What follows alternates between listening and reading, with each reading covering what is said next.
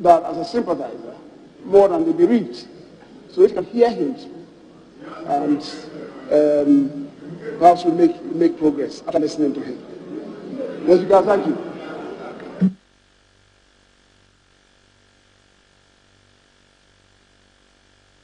Yes, Minority Leader. Mr. Speaker, I'm aware that you have met with the leadership and the Minister for Finance and the Minister of State to discuss further how these matters relating to the approval of the budget will be done in a manner serving the interests of our country and our people.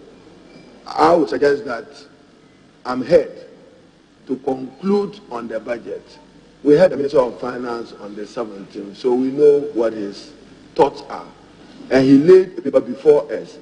After he has heard me, if he has interventions, we'll be happy to hear him before the leader or after the leader. But we haven't been heard. Mr. Speaker, we are serving the people of Ghana. Let them know where we stand and why we stand there and why we think some policy actions must be taken. So fairly, if my colleague has no objection, he should allow me to proceed, to contribute, to conclude on it. Then after that, he or the finance minister may want to respond to the issues that are likely to be raised by us, Mr. Speaker. That is my thinking.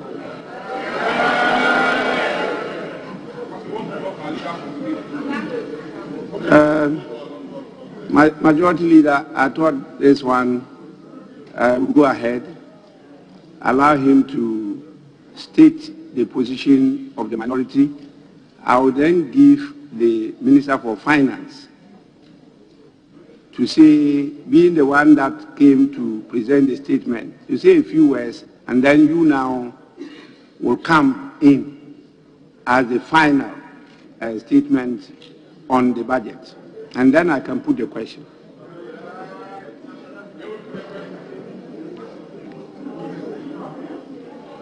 Mr. Speaker, as I indicated, the prayer to you was to afford them space to engage both the expanded leadership of the minority and also that of the majority. Mr. Speaker, if the minority leader should speak,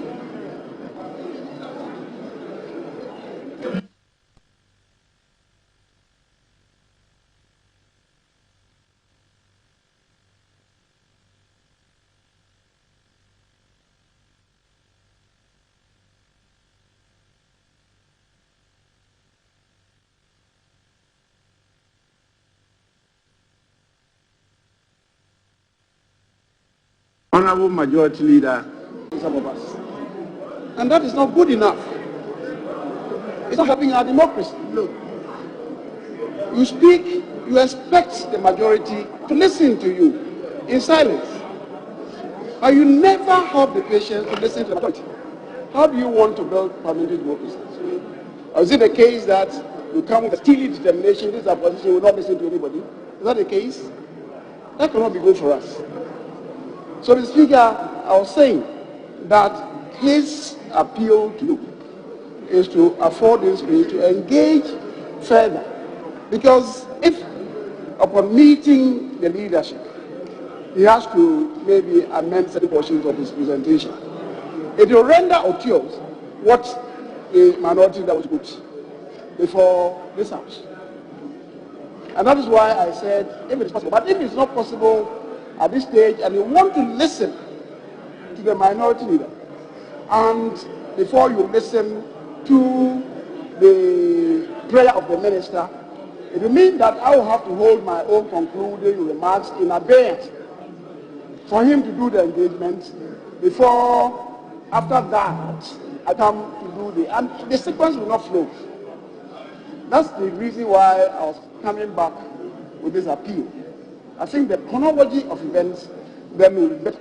Instead of listening to the majority leader, the minority leader, and then affording him to put in his own prayer, to grant the prayer, he does the consultations, and then after we come back, then I come to state my own position. Because look at the sequence will not really flow. And that is why I'm coming back. But we are Majority Leader, the issue here is not one of sequence. You have listened to individual members of the minority, and we've also listened to individual members of the majority. The leaders are now going to articulate the positions taken by the various groups. So what the minority leader is now going to state will be the position of the minority. And so we would have heard the minority's response to the statement of the Minister for Finance.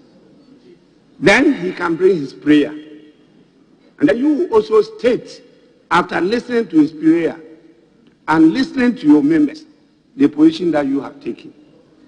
My work is very simple. I put the question, and then we vote. And so, minority leader, you have the opportunity now to put before the House and the country the position of the minority.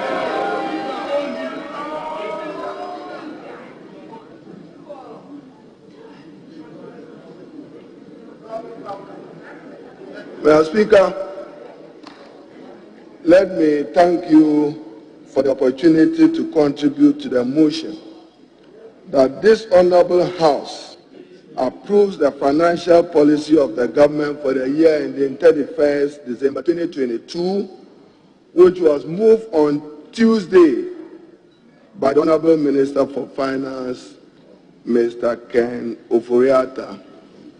Mr. Speaker, in doing so, to reflect what the wishes of the Ghanaian people are.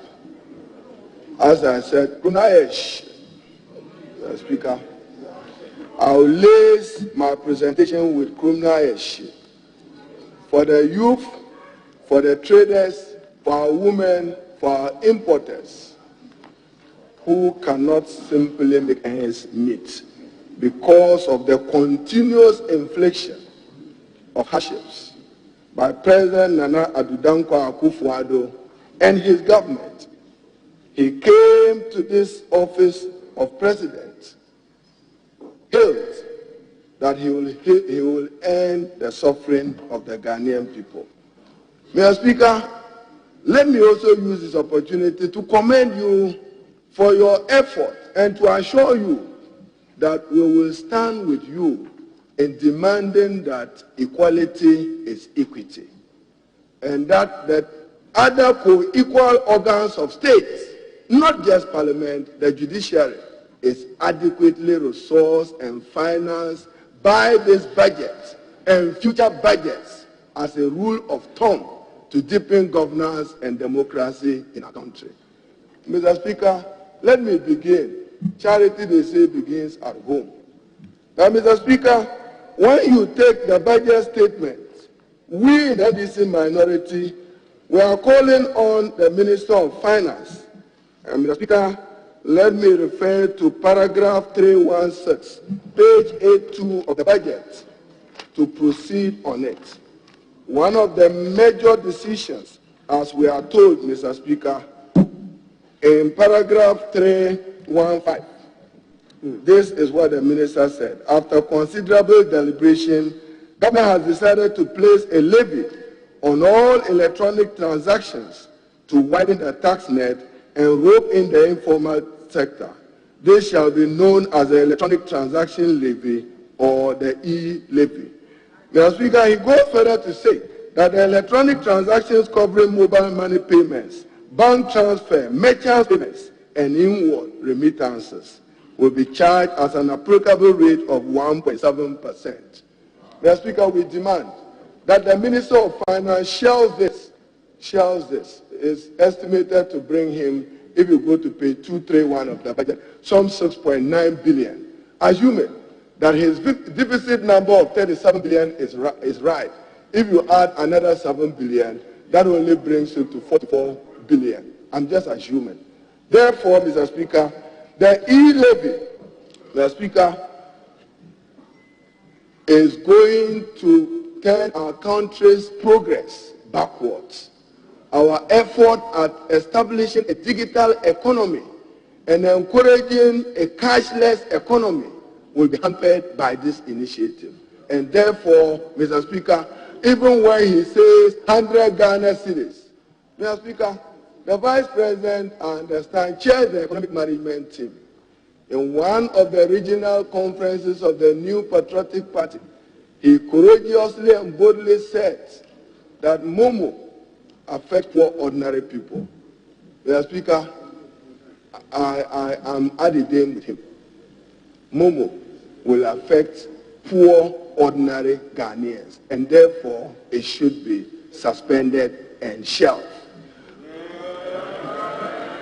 Mr. Speaker, particularly so that the Minister of Finance is simply being exploitative of COVID. Mr. Speaker, let me read paragraph 313. Yes. Paragraph 313 reads, Mr. Speaker, mobile money platforms and bank transfer grew fourfold, reaching 68 billion in 2020 from 15 billion in 2015. So largely in 2020, because of COVID and social distancing, we all encourage electronic transactions and electronic payments.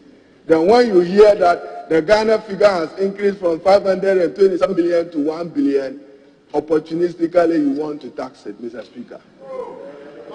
That is simplistic. It's COVID. It is not going to be there forever. I'm quoting from the paragraph. And Mr. Speaker, I'm holding with me here an article by Peter Misiani, Taxation of Electronic Commerce, a commentary. And he warns, the extraordinary growth of the internet has given rise to the concept and practice of electronic commerce, which has revolutionized the way business is conducted in the world and in Ghana. I've added the in Ghana, Mr. Speaker. For consumers, even for shorter shipping times. So, Mr. Speaker, if a businessman in Ghana banking transactions transfer $2 million abroad for any purpose, he must pay an E-levy. That is $34,000 US lost. Mr. Speaker, in introducing the E-levy, we are not even mindful of the fact that you don't tax capital. You tax revenue, income. You tax income, Mr. Speaker. Mr. Speaker, that tomato seller or onion seller, if he chooses and decides that he doesn't want to travel to Navrongo, he wants the tomato brought in by road, and that's a Momo transaction. Minister of Finance wants to eat from that pie. That is unfair to that ordinary tomato seller and to the onion seller. Mr. Speaker, so E-levy, we on this side, we have served you notice that this budget should not be with the policy approval of the E-levy. Mr. Speaker, in fact, this morning, myself and the majority leader had to receive a petition on your behalf on the matter relating to the E-levy. And Mr. Speaker, the Ghanaian people are strong in saying that we should reject the E-levy, and we will reject the E-levy. Because it does not serve our collective quest to build a digital economy. Mr. Speaker, before I go into other matters, we on this side, we know what happened in Keita following some tidal waves, Mr. Speaker, on 6 November 2021, we let some 4,000 people displaced, properties and schools destroyed, constituencies such as Keita Anglo, Keita South, South Tong, and Adan all affected. Many of the communities in the area, Jelikope, Tetekpe, are all affected. Mr. Speaker, we don't see in this budget any effort by the President and government to touch the people of Keita, that they are Ghanaians and they deserve to be helped. We know the effort that Honorable Atachia made in getting sea defense bill. Probably Keita was in your contemplation. You were not successful. Mr. Speaker, I'm again serving notice that we on this side will not support these budget policy principles until we see resource allocation to the Minister for Works and Housing, adequately assuring the people of Keita that they are Ghanaians and they deserve to be. President Mahmoud Bawumia, on behalf of the President, was in Sierra Leone with $1 million to donate to disaster victims. But in Keita, he has to be reminded. Mr. Speaker, let me go on. And Mr. Speaker, may I now refer you to paragraph 442 and 443, but in particular, I want to deal with paragraph 829 of the budget, which is also a matter that the minority, we are particularly concerned. Paragraph 829, Mr. Speaker, and it reads 829, Mr. Speaker. It reads, Accra Energy made significant progress in the concept selection for the development of the Peckham field and is expected to submit a plan of development POD by end of 2021. Mr. Speaker, these words are worth highlighting. Parliament granted approval to GMPC to acquire 37% that Hansard, when it gets to the portion of this, my statement, they add the resolution that was so adopted that particular date. I'll share the date for the purpose of the record to reflect what has been reported and what ought to have been reported. Mr. Speaker, now we were told as part of the policy measures of this budget that road tolls, and Mr. Speaker, let me refer you to paragraph 247, page 68, paragraph V, it reads, zero rate tolls, removal toll charges on all public roads, and reassign the current workforce collecting road tolls. Effective immediately, the budget is approved by Parliament. So, Mr. Speaker, Haruna Idrisu may not be right. The Speaker may not be right, but at least Ken Ufuriata must be right. And these are his words. Mr. Speaker, I quote, immediately the budget is approved. Yet, my colleague, the Honorable Minister for Roads and Highways, proceeded to issue his announcement on the cessation of road tolls in the country. Mr. Speaker, road tolls in future will be reintroduced. I'm very optimistic about it. Who pays road tolls? The rich. Therefore, you don't introduce what we call regressive taxes. Well, yes, I stand by it. Those who own vehicles, road tolls, they pay it. Yeah, trotro drivers, they pay road tolls on behalf of the owners of the cars. They pay road tolls on behalf of the owners of the cars. Mr. Speaker, road tolls. When you have a government come and pass a Public-Private Partnership Act, in its formative years, I was then Minister for Trade, and I used to work with then Minister for Finance on a public-private partnership policy which culminated in an act. In that act, you envisage that you will dualize Accra Kumasi, you will dualize Accra Kepos, Sekendi Takoradi, you will dualize even Tamale Bolga in the foreseeable future. Mr. Speaker, nowhere in the world are road tolls zero toll. This is Ghana. And yet, you make 78 million Ghana cedis. You probably could have adjusted it by 50% or 100% and make some 156 million Ghana cedis. You didn't do that. But, Mr. Speaker, my colleague, Minister for Roads, you didn't get it right. You could not have said cessation. You could have said suspension. And I remind him that this is a country governed by law. And one of the cardinal principles of the rule of law is respect for the law. So the Honorable Atachia was very certain when he said, accept an administrative error because you didn't have the mandate to seize, to call for cessation of road tolls. I said, if you don't accept Haruna, because I'm in the minority, yes. You don't accept directive of Speaker because you think he belongs to a different political party, yes. But Mr. Speaker, he must respect the words of the Finance Minister when he said, and I quote, "Zero rate tolls on all public roads," and these were the words, "immediately the budget is approved by Parliament." Not before Parliament, not even when its policy principles have not been approved. We should not encourage a state of normlessness in our country.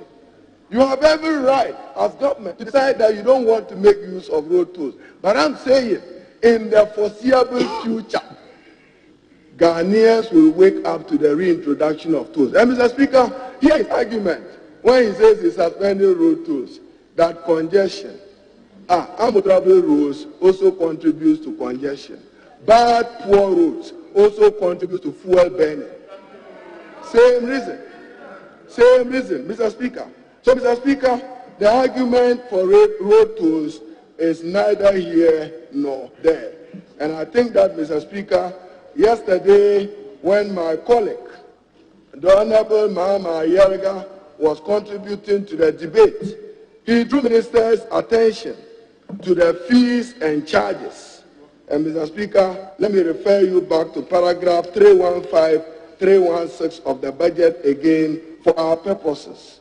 Mr. Speaker, when you say fees and charges, you subject it to automatic adjustment over a 5-year, using inflation as your basis. You are wrong in law and you are wrong constitutionally. That is why Article 174 imposes the mandate on Parliament as the only authority that can impose taxes. So your view of an automaticity is in breach of the power of Parliament under Article 174. Mr. Speaker, when they wake up every other day, I heard the Honorable Kojo Opon Nkrumah say that we should shy away from goal scoring. Why? We won't shy away from a return match. When you score a goal and there is a return match, you must prepare for the return match.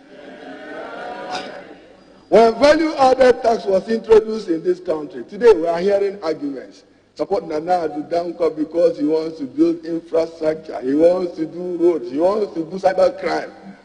When the NDC introduced VAT, what was it to be used for?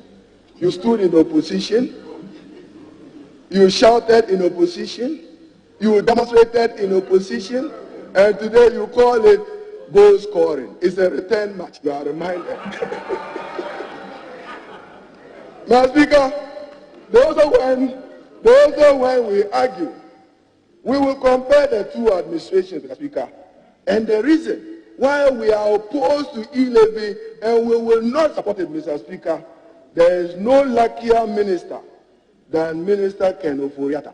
Between 2017, 18, 19, 2020, 2021, Mr. Speaker, total revenue as he has got is in the region of some 300, I want to get my figures right, Mr. Speaker. Total revenue that he has benefited from, over 266 billion.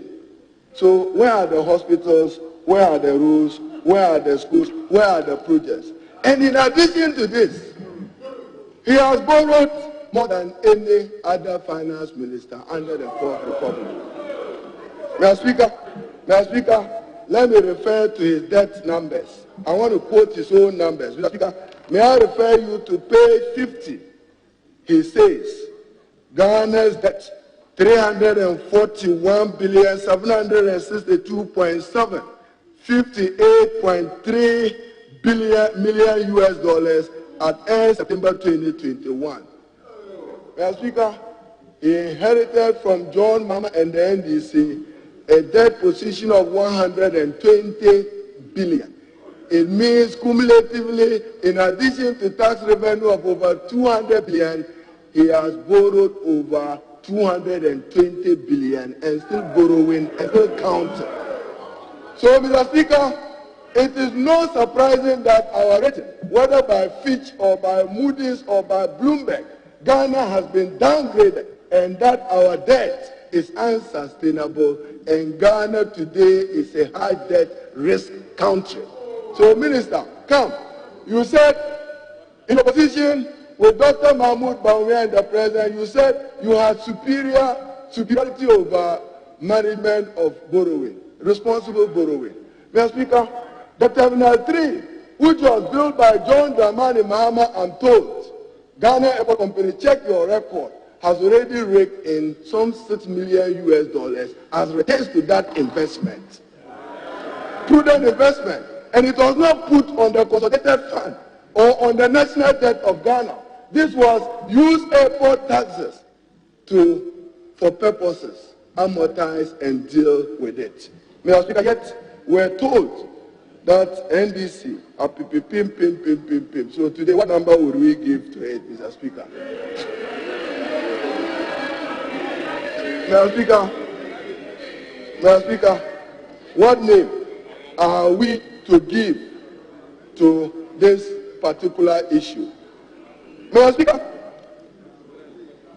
let me now turn with respect to you to page 104, that this side of the house we want to stand tall and strong, that we will not support President Nana Addo Dankwa to bring back to this august house and to the Ghanaian people that baby called Ejapa, Ejaboni. We won't accept it, Mr. Speaker. Ejapa. And Mr. Speaker, I will lead lucid reasoning why we should not support Ejapa. Mr. Speaker, yes, collateralization and securitization. Then this started collateralizing road fund. What has that led us to? Road contractors are not being paid. Certificates are held for 3-4 years with the unacceptable interest regime. Many of them businesses are collapsing, and you want to collateralize our mineral resources. We say no. We simply will not accept it. Mr. Speaker, we say no. Mr. Speaker, get fund. 1.5 billion has been collateralized dollars against get fund. And worst of it, even when we have a minister in the governing board, you create another vehicle called Dachi. Today, if get fund rakes in 1.4 billion as they should do, because of VAT, 680 million of it is used to service debt. Half of it. So in 2-3 years, get fund may as well be only taking the VAT to service debt, not to complement infrastructure or the purchase of teaching and learning materials. Collateralization. Minister Keno Boriata, Ghana exit as one of its principal architects with Minister Setekwe and the Honorable Atu Forsen to help expand exports. It is the only bank that has a legitimate, reliable source of revenue, because we set a certain CIF value, 0.50% of imports is dedicated to Ghana exim. Rightly, I'm not disputing that. But you have borrowed against even that one. You have borrowed against even that one. Mr. Speaker, they have taken $100 million Swiss facility against Ghana exim.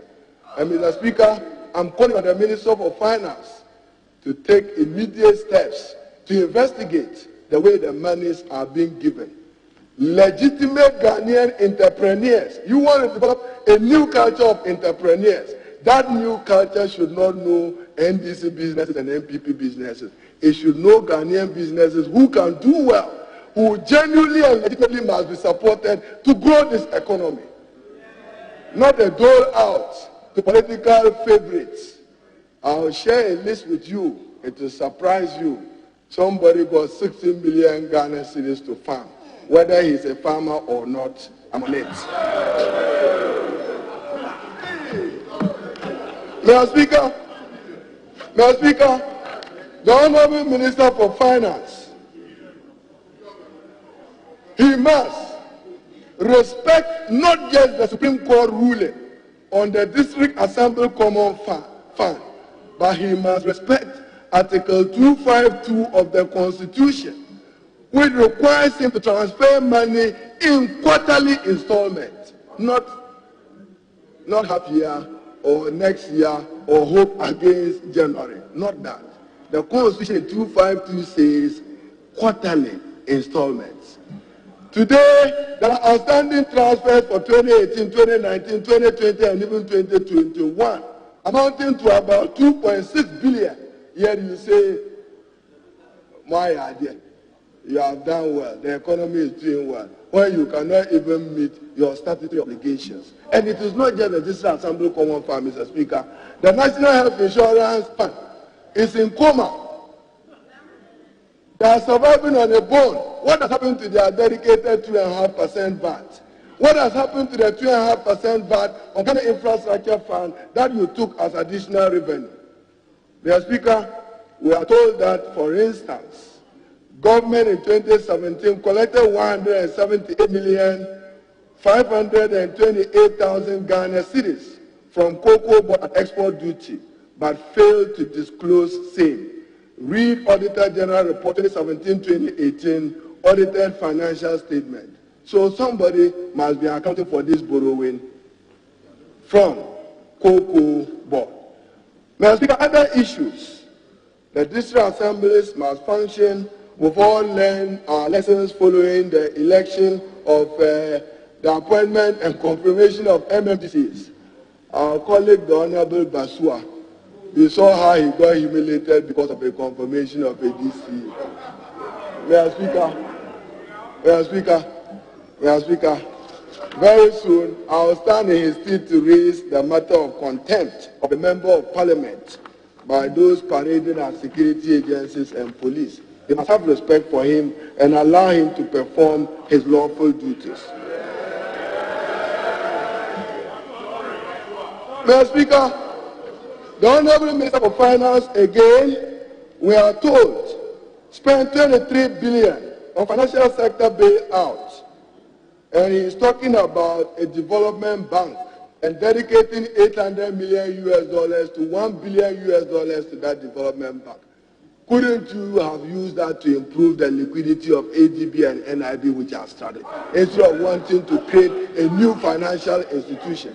And Mr. Speaker, what is even more important about the development bank, if there is any bank in Ghana which Parliament must legislate on, is the development bank, because of your experience of the collapse of banks, micro loans and savings company, and the consequent attendant unemployment and distress it has created for families. That is why we particularly must legislate to iron out what the mandate of the bank should be, so that when they are in infraction, we can punish them. Now, if you dedicate $800 million to $1 billion, and Mr. Speaker, even his paragraph on it, you have not made full disclosure as minister. When I add up your numbers, I don't see $800 million. So, Mr. Minister, we need to be told on the development bank, what is it that we should expect, apart from the legislation, when you say you have $1 billion, from where? And for what purposes? Where is the money coming from? You cannot appropriate it yourself. It is wrong. My view, it is wrong. You cannot appropriate up to $1 billion to a financial institution without parliamentary appropriation. Mr. Speaker, Kromna-ish.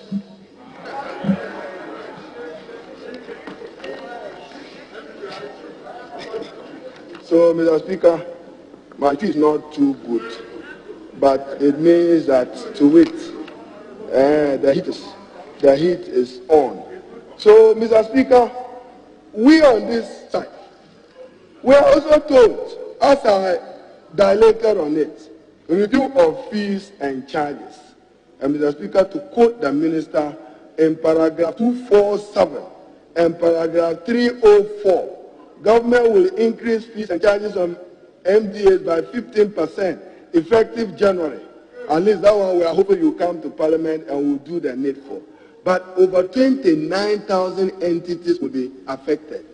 And 15% you can do, subject to parliamentary approval, but not by your decision of automatic review of some 15% every other year. Mr. Speaker, I believe that is not good enough. Mr. Speaker, we are told again, the Honorable Minister for Finance, in reading the budget, he did so on behalf of His Excellency Nana Adudankwa Akufo-Addo. Major policy shift. And Mr. Speaker, this administration, they accuse NDC that are going to IMF and coming back policy credibility. You are suffering from a policy psychosis, as the Honorable Atuforsen said. You said Obatampa, 100 billion. Why are you going to get the 100 billion from? Where? And you said 2.5 billion will be made available for Ghanaian banks to borrow. That has not happened. This was mid-year review 2021. Obatampa to replace infrastructure for poverty elevation. Smart. So that MPs will not ask for $1 million per constituency again, which ended up in the building of toilets and digging of dams. $1 million. The Honorable Katie Amon, you should have gotten $6 million this year alone. Do you have it? Since 2017, have you received some 600? Then, Mr. Speaker, when they talk about even the E-levy, Mr. Speaker, what happens to unemployment insurance? What happens? 100 million fund for labor and faith-based organizations for retraining and skills development. What happened a year on? Increase the CAPBAS program by 150 million. Mr. Speaker, all of it, deception. Nothing happened. And 2 billion have not been approved. We all can go back to a paragraph in the budget. Mr. Speaker, then they spoke about Agenda 111. We demand transparency on it. How were the contracts awarded? I heard the chairman of the Finance Committee talk about sole sourcing. Yes, sole sourcing must be used sparingly and rarely. It should not be a rule of thumb. But Agenda 111, come clear how the contracts were awarded and whether there was value for money for Agenda 111. We need to know the location of those hospitals and what informed those allocations. Mr. Speaker, so statutory payments are suffering. GET Fund, National Health Insurance, Common Fund, criminal shit. I'm not those funds, Mr. Speaker. Mr. Speaker, you know when you met Togbe Afede, the president of Asogli State, and this one is for minister to take interest and work with the Minister for Lands and Forestry and the Minister for Works and Housing in the best interest of the Ghanaian public. Togbe Afede, Mr. Speaker, complained to you about the wanton dissipation of public lands in Hu and other parts of the country without even recourse or respect to the traditional rulers and traditional authorities. It's worth, and and probably in my own Tamale, Mr. Speaker, is worth looking into and examining to protect this asset for the people of Ghana and for the future of our country. Mr. Speaker, they talk about growth.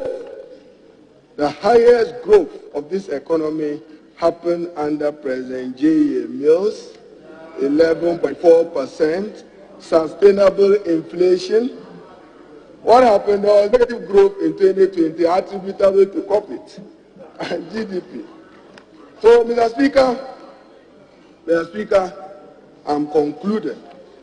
And in concluding, as I have said, the expenditure, total expenditure including arrears, is projected at 137.5 billion, 27.4% of GDP. The key drivers of expenditure growth include capital expenditure, flagship program, bill and interest payment. And Mr. Speaker, I'd like to share with you for the purpose of the record why the debt of Ghana is on an unsustainable path. Mr. Speaker, the NDC in 2017, interest payment was 10.7 billion. 2017, interest payment 13.5 billion. 2018, 15.8 billion. 2020, 24.5 billion. 2021, 32 billion. And 2022 projected 37.4 billion. This, Mr. Speaker, you can look at.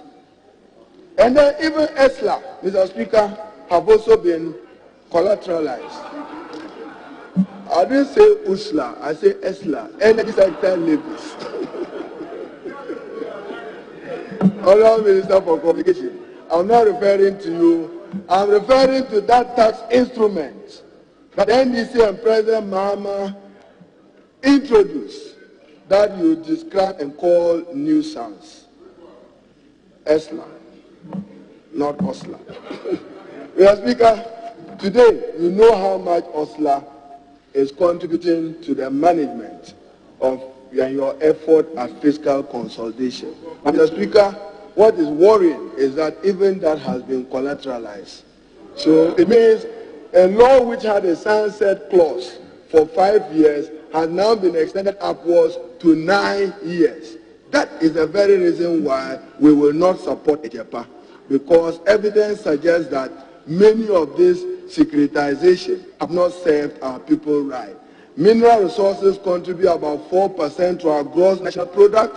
In terms of tax revenue, very, very significant. So, Mr. Speaker, in concluding, I can only agree with Dr. Mahmoud Bawumia on 31st August 2020 when he said, don't tax Momo. Don't tax Momo. So, don't tax Momo. And his argument with that, it affects ordinary poor people. He is right. And I share his thoughts on this particular matter. So, Minister, you probably will consider withdrawing it. But, Mr. Speaker, let me conclude with some evidence. When you look at remittances, you want to tax it. Bank charges, you want to tax it. Inward remittances alone reach about 3.6 billion, equivalent to 2.5% of GDP. And you want to subject it to a tax? That's why I said that it's not a prudent thing to do, Mr. Speaker. So, Mr. Speaker, the Honourable Minister of Finance presented his budget statement. Let me conclude, Mr. Speaker, with those highlights. That E-levy, 6.7 billion out or added to your fiscal deficit. You can proceed with the other policy principles of the budget, minus E-levy. Improve the construction of the paragraph on EJEPA. Improve the construction of the paragraph on fees and charges, limiting it to your mandate as Minister of Finance and not attempting any effort to usurp the mandate of Parliament under Article 174 of the Constitution. Fees and charges, Mr. Speaker, the Ghanaian people are suffering. Then finally, Mr. Speaker, you said you start to take over from NAPCO. It is in your paragraph. Let the opportunities benefit every other Ghanaian. The other day, the Honourable Alasan Suhene asked the Minister for Youth and Sports about AstroTurf in Ghana. Go and look at the locations and go and look at the distribution, one-sided. And you say you are developing Ghana for Ghana, and you are developing the youth for Ghana, when a particular section of the Ghanaian population is denied. Mr. Speaker, 1D1F. Look at the statement by the minister. Upper West region, less than 10. Upper East region, less than 10. Greater Accra region, 76. 1D1F. One district, one factory. There are many districts in the Upper East region, many districts in the Upper West region. Mr. Speaker, we should begin to make a careful study. Ashanti and Brown region. I particularly think that Cashew and Poultry, we should dedicate its development to the Brown region as it was standard, and identify entrepreneurs in that area, encourage and support them to do it as their 1D1F. but not the distribution you are doing and concentrating them in the greater Accra region. Mr. Speaker, in the budget statement, we are told that even though 1D, 1F have happened, we cannot trace how that has contributed to addressing unemployment, neither can we trace how that has contributed to growth. That is why it's welcoming when you said that there will be a tax exemption regime. So, Mr. Speaker, Parliament, Mr. Speaker, you requested for a budget of 1.7 billion. Realistically, I think that is on the high side, Mr. Speaker. But Parliament deserves to be adequately funded. And Mr. Speaker, I know your quest is to allow for 2% of GDP to go to the other co-equal organs of state. So Parliament, if your compensation is 350 million, CAPEX 350 million, goods and services 300, that gives you 1 billion, Mr. Speaker. But the Honourable Minister for Finance has only allocated 510 million for Parliament. Woefully inadequate, Mr. Speaker. It's part of the reason why we think that this budget should not be endorsed, and we will not shout yeah to endorse it. So, Mr. Speaker, on this don't tax momo, punishing the same known taxpayers, yet again, who use mobile money accounts, it is a blanket tax on everything electronic, from taxing a person who has already paid tax on his income for moving that same money from one account to the other, when there is no spending except bank charges to pay for credits. What has happened to CST? So, Mr. Speaker, we on this side, Mr. Speaker, as I told you yesterday, I intend to invoke Article 104 of the Constitution. We want to stand united, collectively, that we are against the introduction of E-levy on electronic payments and electronic transactions.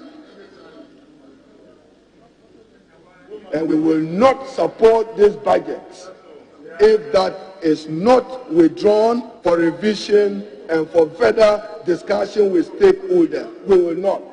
Mr. Speaker, we must be assured that the people of Keta, who suffered the tidal waves, Ketu South, and many other areas, will be accounted for in the budget of the Ministry of Works and Housing.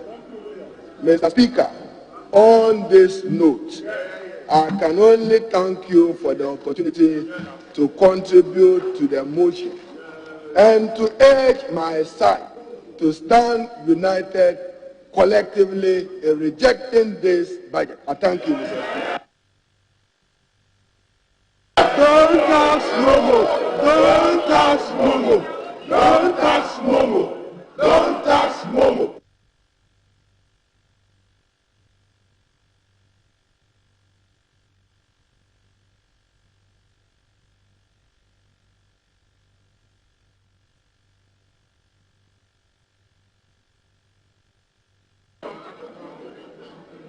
Honourable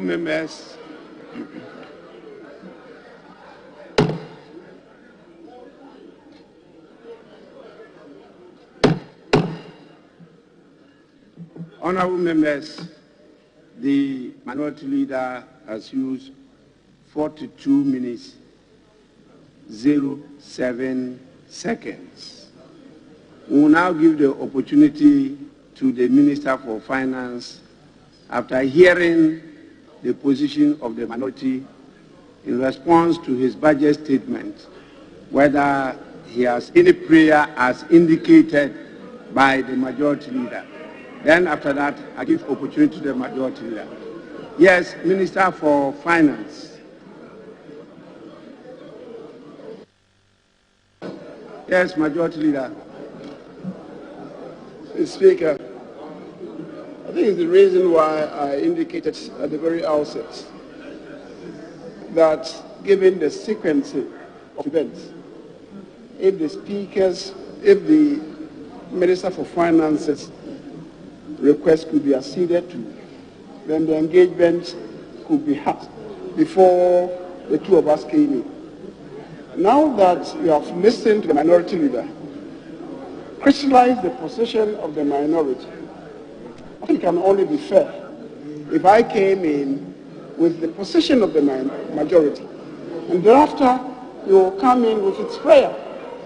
But to say that you should come in first, it's the reason why I was cautioning that either you allow him to come in with his prayer first, or if you allow the minority leader, then necessarily I should come after the minority leader. So, Mr. Speaker, it doesn't lie. The prayer is to the Speaker and not to Leland Vanderpool. So, Mr. Speaker, I'm listening to you. The request of the majority leader is for us to vary the sequence as initially indicated by allowing him to also submit the position of the majority. Then after that, we listen to the prayer of the Minister for Finance. I have no problem with that. We can listen to the majority leader, then after that, allow the Minister for Finance.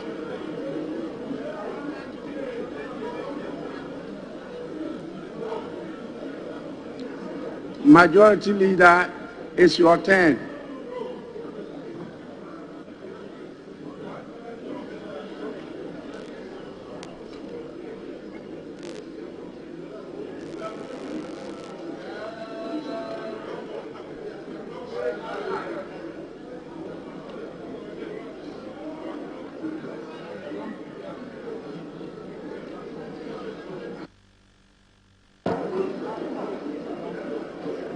Speaker, thank you very much for this opportunity to conclude the debates on the budget statement and economic policy. May we listen to the majority leader in silence.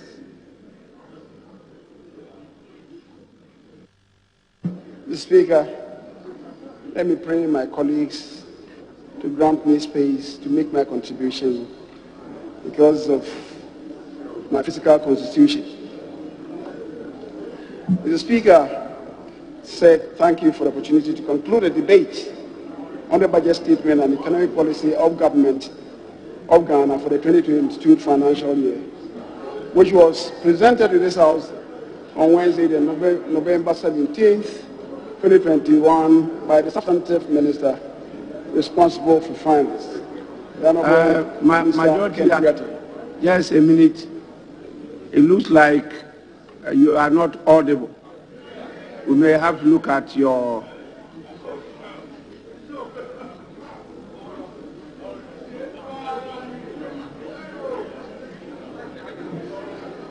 The Speaker, is it better now? Thank you very much. Please, Jethro, kindly assist the majority leader.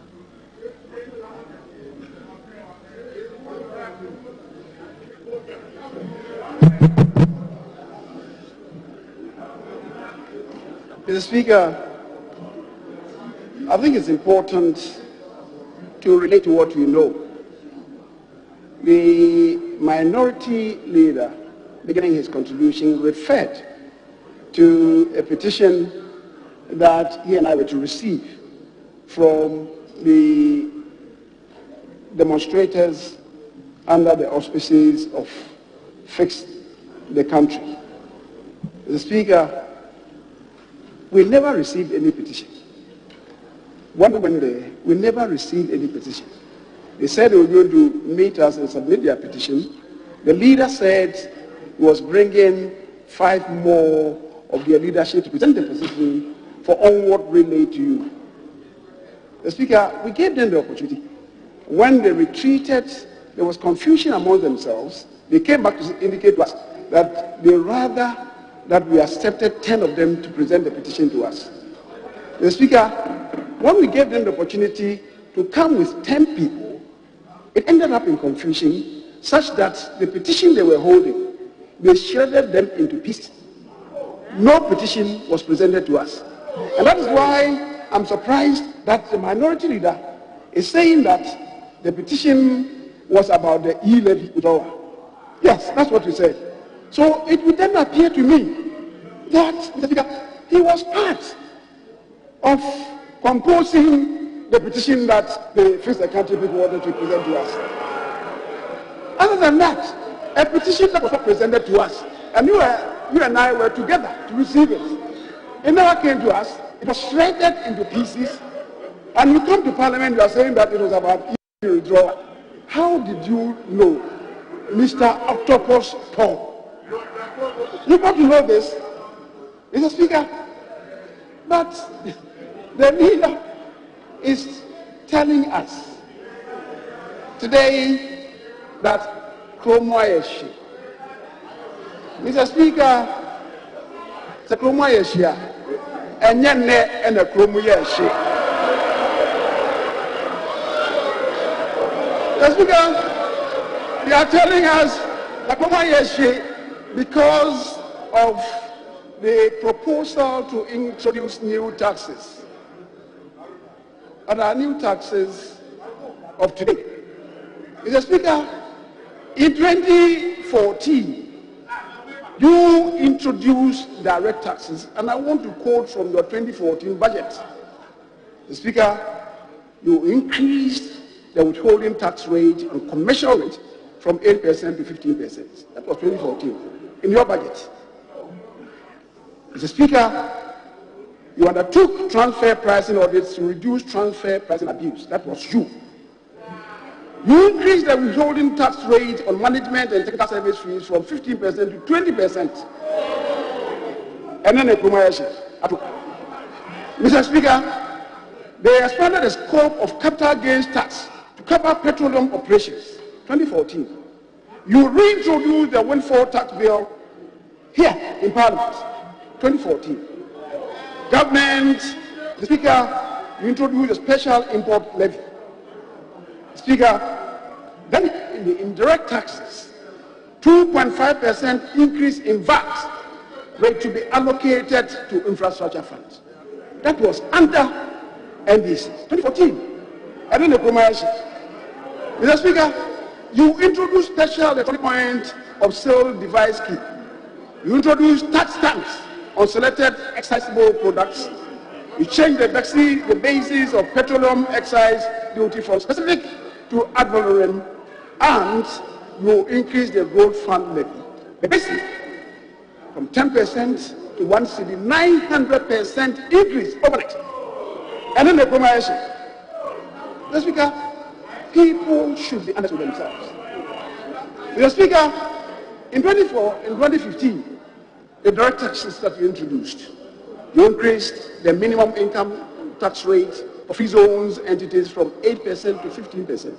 2015. Extension of 5% national fiscal stabilization levy beyond. Speaker, 2015. You increased the withholding tax rate on directors' remuneration from 10% to 20%. 2015. You increased excise duty on tobacco from 150 to 175%. 2015. And then the promotion. Mr. Speaker, reversal of excise tax on petroleum from voluntary to specific with intention of maximizing tax revenue from petroleum products regardless of shocks from the global environment. That's 2015. And VAT for fee-based financial services was introduced in 2015. 5% VAT on commercial real estate, again under your watch in 2015. And then the commercial amount. You are the minister. Mr. Speaker, you extended special import levy of 1 to 2%. Mr. Speaker, you introduced direct taxes. You introduced 5% flat rate on real tax, on real estate. You amended the National Health Insurance Act to fully align the schedules to the VAT Act 2013, Act 870. That was in 2015. Mr. Speaker, then you abolished VAT relief purchase order in granting of tax reliefs. That was 2015. Mr. Speaker, you imposed special petroleum tax of 17.5%. Mr. Speaker, 2015. for the people. What is being done is for foreigners. They are not for Ghanaians. Mr. Speaker, people should be honest with themselves. Mr. Speaker, you continue the enforcement of the 1 to 2% special import levy up to 2017. That's just before that. And you introduce taxes on cutlasses. Machetes, you introduce it under your watch. You introduce taxes on condoms. You did condoms to aid family planning. You did to prevent AIDS, which was going to impact on our health financing. You did, and then the commercial Mr. Speaker. Mr. Speaker, 2016, you implemented Income Tax Act, the full rollout of excise tax stamp project. The maximum tax rate for free zones were increased from 8 to 25%, 2016.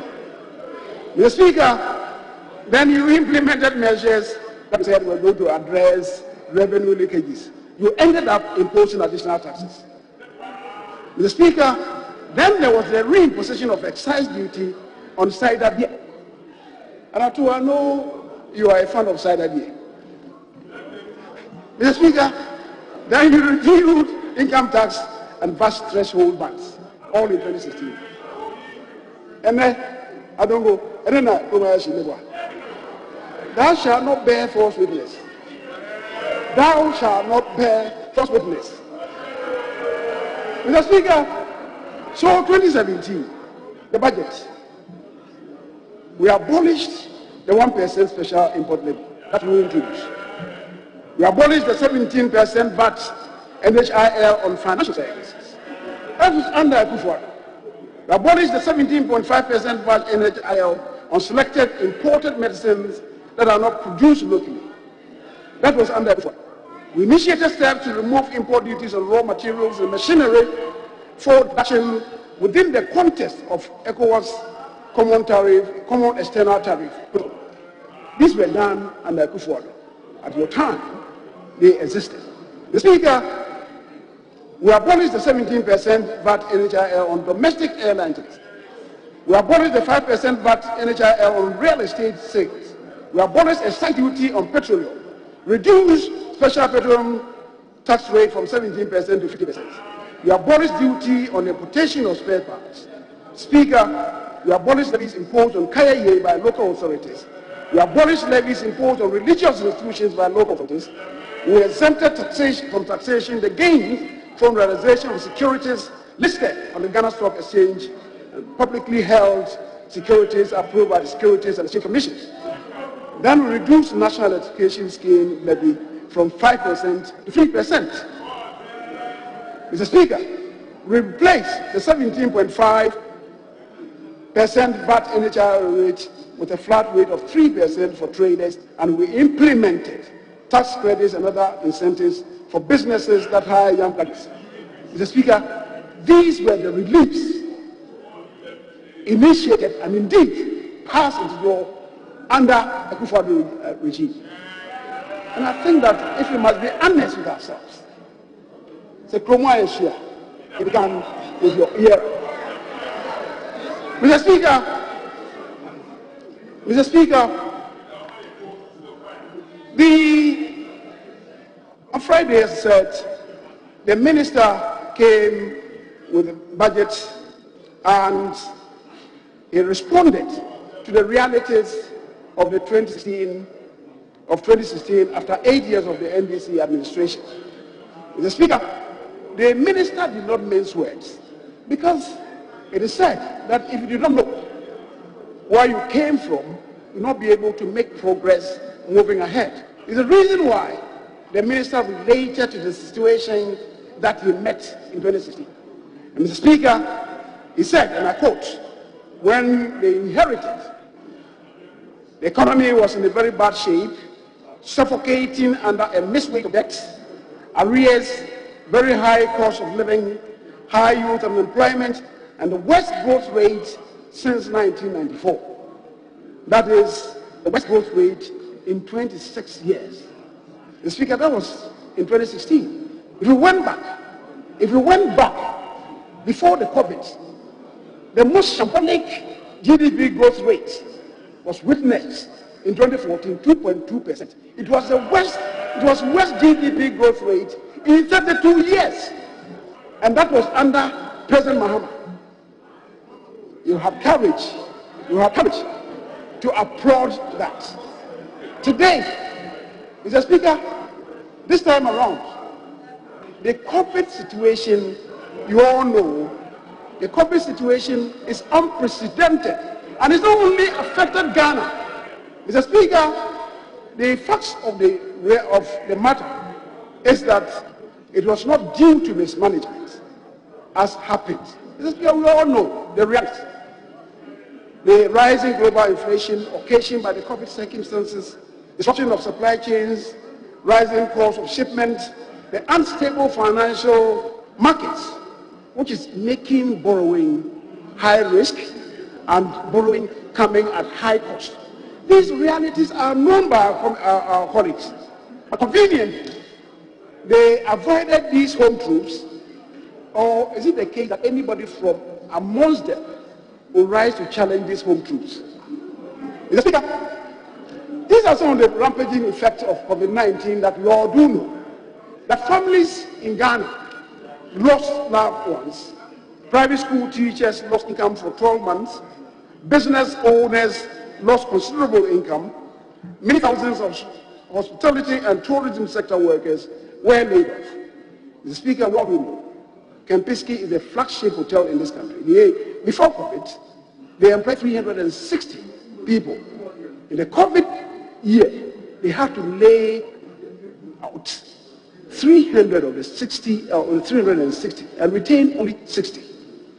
That was the extent of the devastation of COVID. Mr. Speaker, so for anybody to elect to gloss over these realities and come to criticize government for mismanagement, the person is not owning up to himself or herself. Is not owning up to realities. Mr. Speaker, we know food security was even threatened. There was great slump in businesses, especially those built around traditional and other social events, and unemployment worsened. Industry slumped, productivity generally downsized, and the economy got severely punched. My colleagues would admit to these hard facts. Yet, as I said, conveniently, they elected not to proceed from this angle. Mr. Speaker, in response to the battering of the economy, government took measures to protect life and property. Some 4.78 million were provided with hot meals. 470,000 families were given food packages. 36.8 million Ghana cedis in tax exemptions were granted to frontline staff. 10 million households were provided with free water. 38,000 nurses were employed to offer critical support. 4.78 million households were provided with free electricity. The Speaker, 11 million staff and students were supplied with PPEs. All these came at a cost. The Speaker, not a single worker in the public sector lost their job, and all of them who worked in the public sector were paid their full remunerations at the end of each month. The Speaker, 303,000 beneficiaries received financial assistance from the MBSSI amounting to over 523 million Ghana cedis. These are the hard realities. The Speaker, these are the hard realities of the COVID-19 economic environment. And it's important to flash back. It is important to flash back to avert our minds to the performance of the economy before the COVID-19 descended on Ghana. Growth in agriculture was declining. Under the watch of the NDC, in 2016, agriculture grew by 2.9%. 2.9%. By 2019, it had increased to 4.6%. The Speaker, crops grew at 2.2% in 2016. By 2019, it had grown to 5.3%. Cocoa, which grew at negative 7.0% in 2016, by 2019 had grown at 5.4%. Industry, the growth in industry was abysmal in 2016, 4.3%.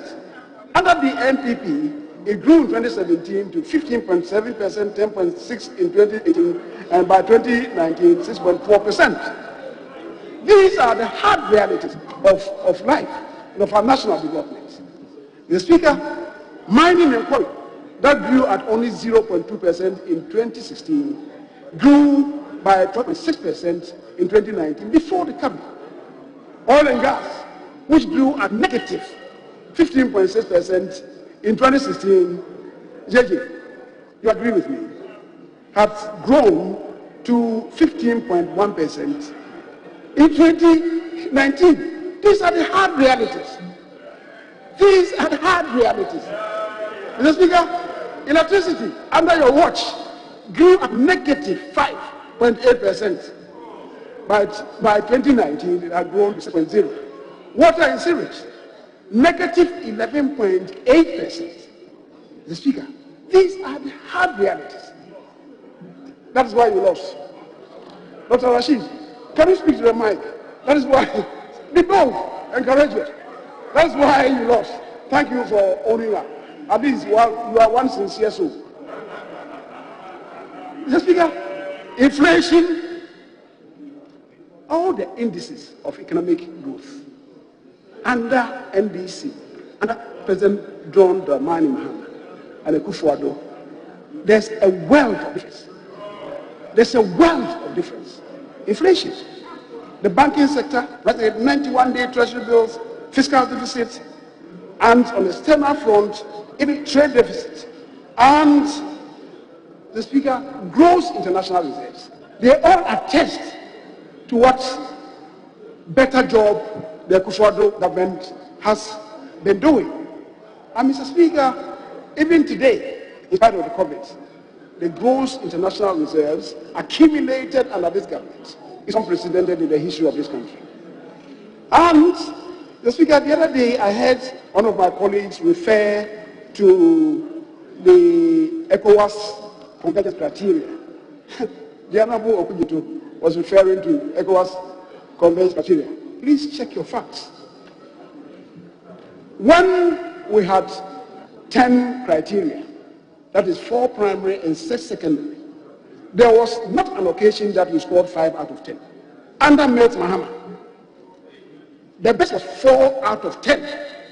And when they synchronized under President Mahama, the best was 2 out of 6. Your best was 2 out of 6. You have the courage to talk about convergence criteria. The abuse horribilis of this government is last year. And yet we met 3 out of 6 of the criteria. So our worst, our annus horribilis is better than your best performance. You should swallow the bitter pill and own up to truthfulness. Truthfulness will not kill you. Truthfulness will not kill you. Mr. Speaker, there is something called truthfulness. And you don't manufacture facts. You don't manufacture facts. Mr. Speaker, support for industry and entrepreneurship. 181 companies at the beginning of 2020 had benefited under the 1D1F. Mr. Speaker, as of now, as the Minister recounted to us in July, 106 have started production and 81 are still in the works. Again, surprisingly, we had a member rise up to say that the figures that the Minister of Trade and Industry came to give were manufactured by him. They were all proposed employment opportunities, and that by extension, nobody is benefiting from the rollout of the 1D1F. How insincere can we be? How insincere can we be on that? Mr. Speaker, 20,000 students have by the beginning of 2020 been trained under the Student Entrepreneurship Initiative. 100 disabled women have been empowered to start their own businesses. And Mr. Speaker, 19,500 startup businesses have received training support under the government entrepreneurship program. The Speaker, IPED programs. We do recollect that 307 ambulances to each constituency and all regional and teaching hospitals were purchased. 200 dams have been completed and 560 additional dams were under construction at the beginning of 2020 before the advent of the COVID. The Speaker, 50 prefabricated grain warehouses have been constructed by the end of 2019 to reduce post-harvest losses. And yet people say that we are not seeing anything under the Akufo-Addo administration. These are matters. Christ Jesus it was who said in his parables that those who have eyes to see, let them see. Those who have ears to hear, let them hear. Come in. If you have eyes to see, you will see. If you have ears to hear, you will hear. Mr. Speaker,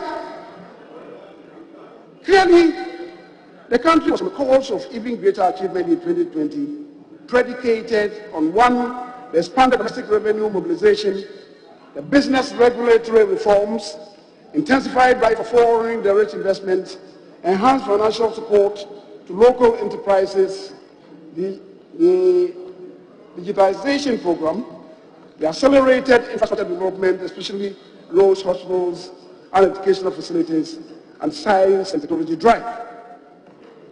The Speaker, all these were being undertaken. And then from nowhere, we had the COVID invasion. The Speaker, the COVID invasion, in my view, can be likened to the force majeure that this country experienced in 1982-83, the drought and wild bushfires. It is not the self-inflicted doomsday. It is not. And the growth out of this is phenomenal. Mr. Speaker, it is important to come to grips with the impact of the COVID-19 on ECOWAS countries. The Speaker, the ECOWAS region's average annual GDP growth in 2020 was negative 2.5%. Ghana, thankfully, did not register a sub-zero growth rate. Ghana kept its head above water at the time the world economy came under recession. Only 4 countries in the sub-region did better than Ghana in 2020. Nigeria registered negative 4.3% GDP, Liberia negative 3.0%, Sierra Leone negative 3.1%, Gambia negative 1.8%, Cape Verde negative 6.8%, Togo 0.0%, Mali negative 2.0%, Guinea-Bissau negative 2.9%, Burkina Faso negative 2.2%, Senegal 0.7%. The countries that did better than Ghana are Cote d'Ivoire 1.8%, Guinea 1.4%, Benin 2%, and Niger 0.5%. These countries, the Speaker, these countries did better than Ghana in the 16-nation ECOWAS mission. But none of these countries that did better than us, the Speaker, went to the extent Ghana did to mitigating the impact of COVID-19 on the economy and on the people, like providing hot meals. Some of them did that. Mr. Speaker, the uncooked meals that were provided, providing free water and electricity, providing business support as Ghana did. Not one of them did that. That is why they were able to do better than Ghana. Speak the truth. The truth shall set you free. Mr. Speaker, it is important to state that all these West African countries were registering in the region real growth rates in the positive before the advent of the COVID. Whereas Ghana grew by 6.5% in 2019, Cote d'Ivoire grew by 6.5%, Senegal 5.3%, Guinea 5.6%, Burkina Faso 5.7%, Benin 6.9%, Guinea-Bissau 4.5%, Mali 5.1%, Niger 5.9%, Togo 5.3%, Cape Verde 5.7%, Ghana, Gambia 6.1%, Sierra Leone 5.1%, Nigeria 2.2%. So Ghana, like all these, were on a very smooth trajectory until COVID-19 struck. And Mr. Speaker, that is what we must speak to, and not just look into the air and manufacture or engage in conjectures. It will not help us. Mr. Speaker, so we compare it to 2014, 2015, and 2016 period, and we realize that average growth rate in West Africa was 5%. 2014, 2015, 2016, it was 5%. And yet we were growing 2.2% in Ghana and 3.4% in Ghana. Under your watch, you must do serious introspection to realize that your management of the economy was most abysmal and most incompetent. Mr. Speaker, until the COVID, this administration was expanding the economy between 16% and 17% annually. The Speaker, resultantly, revenue available to government expanded by as much. In 2020, the GDP was targeted to grow about 420 billion. And for 2021, it was projected to expand further to 450 billion Ghana cedis. The Speaker, it shrunk. It did not reach there because of COVID. So, Mr. Speaker, you see, in that regard, if expanded that much and borrowed, it meant both numerator and denominator expanded. So the debt to GDP was manageable. The Speaker, this is basic economics. The debt to GDP did not increase that much. That is at the time. When COVID struck and the economy could not grow, on the contrary, expenditure escalated to provide for the effect of the force margin. And this should mean that the country's debt to GDP will balloon, as we are seeing, because the denominator shrank whilst the numerator expanded. Mr. Speaker, that is the reason. That is the reason. Mr. Speaker, and people are talking about a compare that when you exited, the total debt stock was 120 billion Ghana cedis. Today, it's in the region of 41 billion Ghana cedis. That is so. But you see, Mr. Speaker, what they are not even relating to. When you inherited, the total debt stock was 9.6 billion. At the time we were leaving, that climbed up to 120. That's string out from all the years, because when you came, the cedi to dollar exchange rate was 1.1 to 1. When you string out, according to the months and years, the total debt stock that we added in dollar terms was $47 billion. Today, check, Mr. Speaker, when you string out, it comes to about $33 billion. That's what you understand. Don't mislead Ghanaians. Do it in nominal dollar terms and come to the reality. So, Adonomics, you can be appealing to those people in the streets. Oh, that has gone up. Speak to the truth. The truth shall set you free. Mr. Speaker, so when you listen to some of these things, you wonder where some people have come from. Whether from another planet, governs, whether they are coming from Neptune or Jupiter. Then Ghana. Speak to the Ghanaian situation. But you omit to speak to the truth. That's why you are able to pollute the environment. The Speaker, I think some of my colleagues should be cited for environmental pollution. Because they are polluting. Mr. Speaker, they are polluting Ghanaians with half-baked truths. Mr. Speaker, so let's come to the home truth. Mr. Speaker, Rihanna Wuchirapo is talking about climate change. He was the one who started the financial environment debate. So government is not shying away from its responsibility. Government is not shying away from its responsibility. And indeed, government is introducing strategic interventions because we know.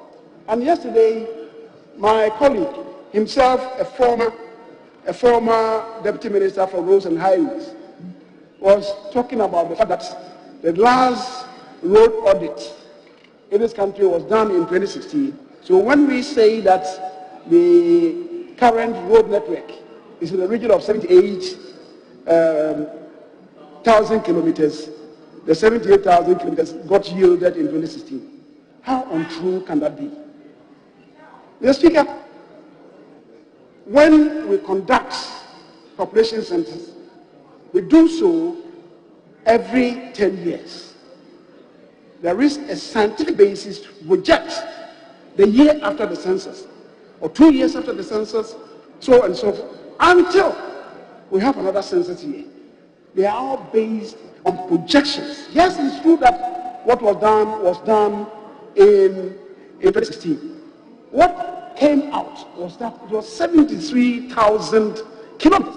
And your minister, the Honorable Hussein Minister, was in this house to admit to it. Why are you manufacturing figures? Mr. Speaker, from where are you manufacturing these figures? Mr. Speaker, it is true that since independence until Kufuor's time, the total road network was 39,000. Kufuor, it was who increased it from 39,000 to 69,000. The truth of the matter is that there were not 30,000 newly constructed roads. There were a lot of feeder roads that were not in the system, that were brought into mainstream for purposes of maintenance. That is how come the road network increased from 39,000 to 69,000. When the NDC assumed the reins of power, they increased the road network from 69,000 to 73,000, an addition of 4,000 kilometers. What it means is that on a yearly basis, they were increasing by 500 kilometers. And that is commendable. It is something. Today, under Kufuor, it's grown from 73,000 to, as we speak today, almost 79,000. That was what the chairman of the committee related to. Mr. Speaker, what it means is that between 20 years, the total road network has doubled. We need to maintain them. We need to maintain them. We need to service them. It is this extraordinary ballooning of the road network which is causing the current state of affairs where every Friday members are coming in to request the status of road construction in their constituencies. We need to maintain them. And those that we have started to complete them. And we must admit that there's a lot of arrears to road contractors. It's because of what has happened within 20 years. Doubling the roads. Some of the roads that is in Asawasi. In Asawasi, some of the roads are there. Some of the roads are in Swami, I must admit. Some of the roads are in Swami. Some of the roads are against some. New Ningo. Mr. Speaker, Tamale Central. There are some roads there. Mr. Speaker, so we must admit to the reality. Mr. Speaker, so the point being made is that we need money, we need resources to develop these roads. It's the reason why, it's one of the reasons why the ministry is introducing the E-levy. Mr. Speaker, colleagues have spoken to the ballooning of the public debt, and they indicate, since 2 years, government must be ingenious and look within to mobilize resources. Today, government comes with the E-levy, and you are changing the goalpost to say that we should not go that way. Reverend Adongo, did I hear you say that we should go and farm? You are saying Yemfa. I hear you. So we have made up our minds, don't convince us with facts. Mr. Speaker, So you see what mountain that as a nation you have to climb. Your people need roads. Your people need water. Your people need electricity. Your people need health facilities. And we are benchmarking lots of this on the yields of the E-levy. And yet you are saying that don't go there. We will not allow you to go there. In the same manner, we also resist any government borrowing from outside. So where should we have money to develop this country? Kosi and Kosi, Koda and Koda. How should we develop this country? Mr. Speaker, that is why I talk about congruence of truthfulness and being courageous to admit to the truth. And Mr. Speaker, the other day somebody was saying that when we were talking about unveiling about 106 factories that are giving employment, you often hear my colleagues relate to one flagship project, the Commander Sugar Factory. Mr. Speaker, without doubt, the Commander Sugar Factory had real good intentions. But let's face it. Was it a feasible project at the very outset? Mr. Speaker, let us interrogate this. Now, the land acreage to produce the cane sugar at Commander, what is remaining is about 25% of the land. The outgrower lands have gone into oil palm production. It's not there. Mr. Speaker, a commander, they used to generate raw water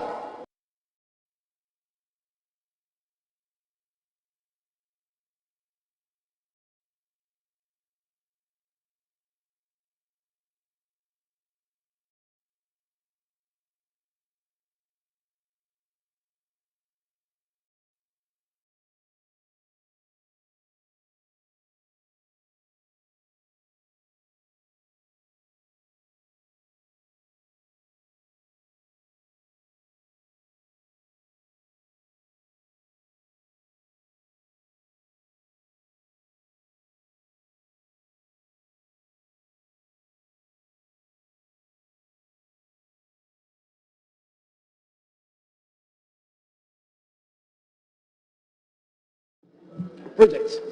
Mr. Speaker, as a nation that is showing so much promise, certainly this country will attract envy and enemies. And that is why I'm happy that the minister gave some account on the urgent need to retool the security and intelligence services. I heard my colleague, the Honorable Agaga, relate to the fact that the retooling of the security services started not yesterday or is not starting today. Been with us since the era of Mills and Muhammad. Mr. Speaker, that is true. Every year, some allocation is made to them to provide some accoutrement for the service persons. But James, you agree that the level of security threat just 4 years ago in this country is not like what obtains now. Please, you must admit to this fact. So why don't you want to relate to the current situation? You should not politicize these matters. Security, Mr. Speaker, we need to really engage in what we should call real retooling and retrofitting of our security forces. Otherwise, we may be overtaken by events. And that's why, when we met, all of us agreed that fundamentally we require not less than $2 billion if we really want to retool the security services. The minister is saying that it's difficult to mobilize their resources. Let it do prioritization, which is why we are now looking at about $1.2 billion to retool the security services to protect the security and stability of this country. So, James, don't just relate to yesterday's events and pretend that nothing serious is happening. Let's come together on this. Mr. Speaker, so we are as a nation in serious and dire straits. I think it's the time for us to come together and show our Ghanaians, be together to protect the country as one big whole. I agree that there are some areas that we may have to look at. In particular, the allocations to Parliament and the judiciary. I think we need to study this. But we should also understand that never in the history of this country has Parliament had it better than we have had under Akufo-Addo. Never. And yet, I do recognize that there is space to do better than the minister has done.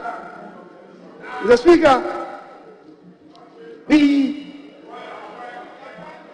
there are matters that did not find concrete expression in the budget.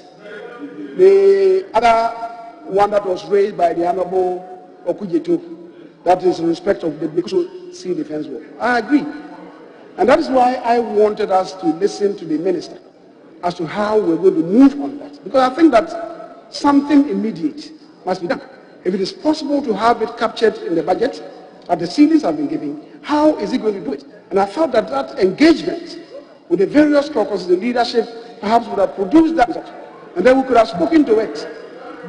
But Mr. Speaker, we are not oblivious of the fact,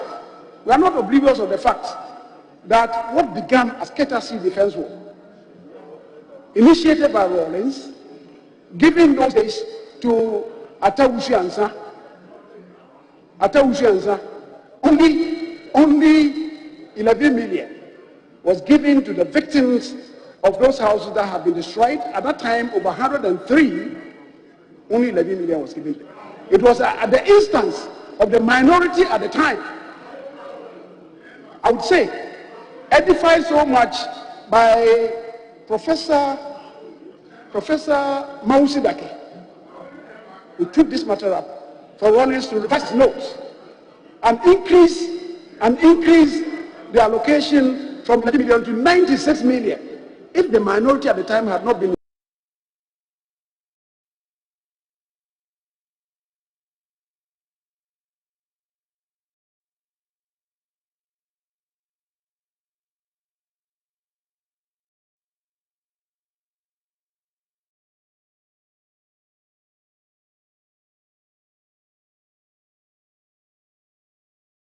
the Speaker, we agreed with him to do that. I also agree with the minority leader that the resolution of this House, the approval that was given to the Minister of Energy through GMPC in respect of Eka Energy is not being properly captured. It's not the language that was used in the resolution. We need to look at that. We need to look at that. Mr. Speaker, the Honorable Adongo is giving me 10%.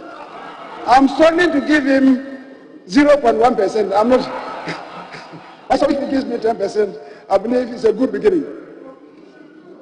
Mr. Speaker, the issue about Ajapa, which was withdrawn by the minister, they said to do further consultation. And Mr. Speaker, I'm not too much aware that those consultations have taken place.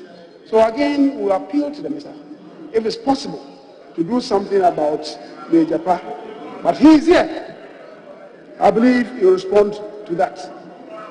Mr. Speaker, as for the E-levy, I believe we should know that it is the cornerstone of this budget. I don't go, Felix. You know. You're asking for roads in your backyard. Where are you going to get the money to do the roads? Or should we tell your people that you don't want your roads to be done for you? Or are you saying that you have enough roads to your constituency, you don't need roads? Thank you very much. Thank you very much. If that is your clarion call. But Mr. Speaker, I think that all of us must own up to the fact that Ghana is moving in the right direction. We should all rally behind the minister. And as the minister is saying, the Speaker, when we had a meeting, he gave a strong indication that in all his years as the finance minister, he's always had the entire House, in spite of some criticisms of some strands contained in the budget, he's always had consensus about him for the approval of the budget. So, Mr. Speaker, in conclusion, I would want to appeal that the minister is granted space to do this further consultation, maybe for a brief while. Let's see what he can do, what surgery he can do to the budget, and then we'll come to take the vote on the policy and principle of the budget. But, Mr. Speaker, to conclude, I believe the future of this country is bright. It's bright in the hands of the MPP. As I see the profuse nodding of head of the Honorable Ablakwa, your head will never be lost on the radar. So you are not being profuse. I know that the country is in bright hands whenever it goes into the hands of the MPP. It dims and plunges into darkness, literally into doomsday in the hands of the NDC. Yes, by what I've said, governance is not about propaganda.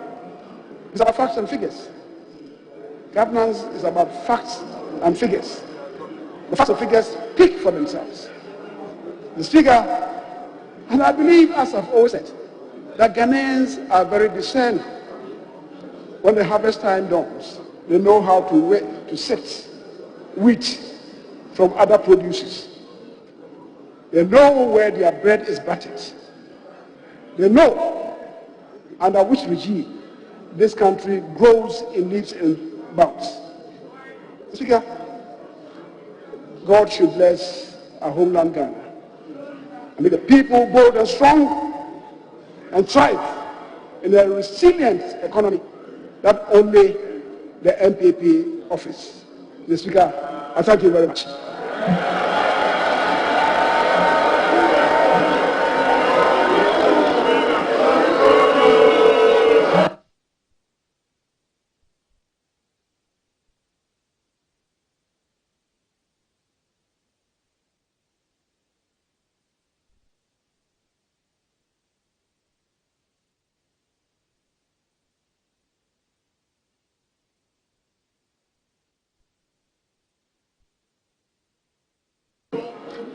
Honorable members,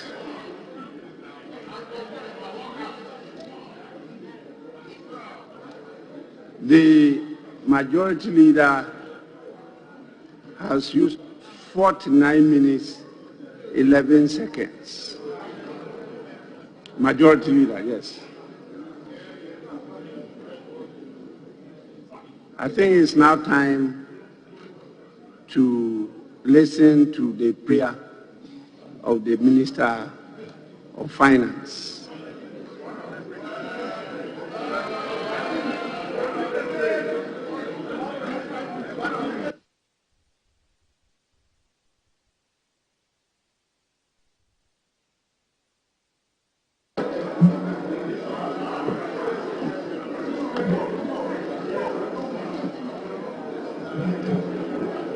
Mr. Speaker,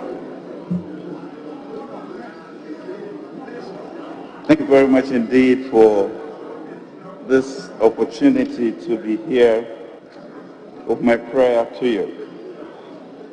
Mr. Speaker, in listening to both the majority and the minority, it is clear that there are deep divisions in where we want to go as a nation. Mr. Speaker, in the 5 budgets that we brought for the year, we have, as a House and as a nation, been able to put a budget to the people of Ghana by consensus. And Mr. Speaker, this is very important as we look to the unity of the country. I have heard the passion with which the minority leader engaged us, and I've also listened throughout the past 10 days what have been said in the media. We've also equally heard what we, the majority, have also believed in. Mr. Speaker, we are at a crucial point in our history in which the President has proposed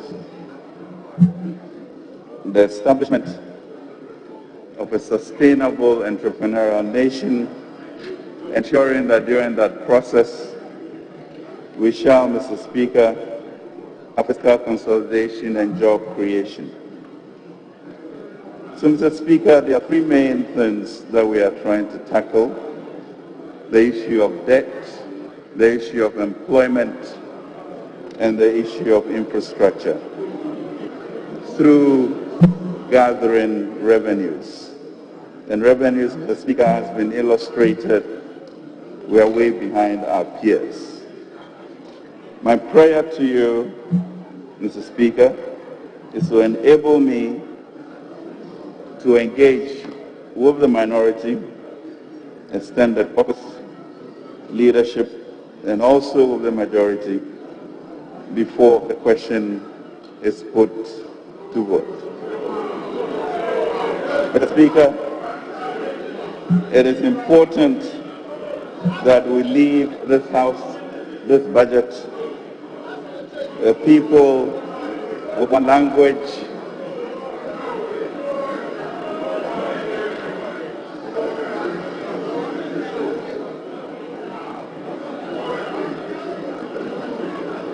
Mr. Speaker, we must recognize the times that we are in, Mr. Speaker. And like the sons of Issachar in 1 Chronicles, we have to understand our times and to know what we must do as a nation. We must, Mr. Speaker, speak one language so that nothing will be restrained from us as a country. Mr. Speaker, this is going to require some burden sharing on all of our parts, and therefore the big elephant in the room is the one on E-levy. Mr. Speaker, this is an important and critical introduction, and I'm sure we can work on it in committee level to make it more efficient. But we cannot be afraid of it. We have nothing to fear but fear itself if we don't make a decision. So I implore you, Mr. Speaker, that you give me the opportunity to further engage our people on the minority, as Ghanaians always do, so that we will go forth in tandem together with language. We are a united country. We are a unique country. We must protect that sociology. Mr. Speaker, I beg for that prayer to be agreed to. Thank you, Mr. Speaker.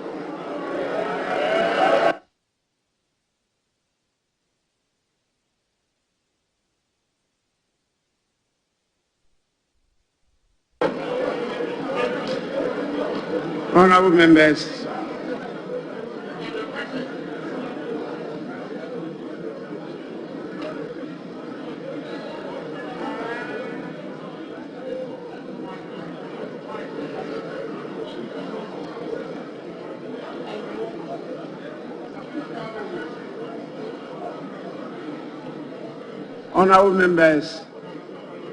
as a House, we have always put across to the executive that it is important during the process of the preparation of the budget to engage Parliament earlier.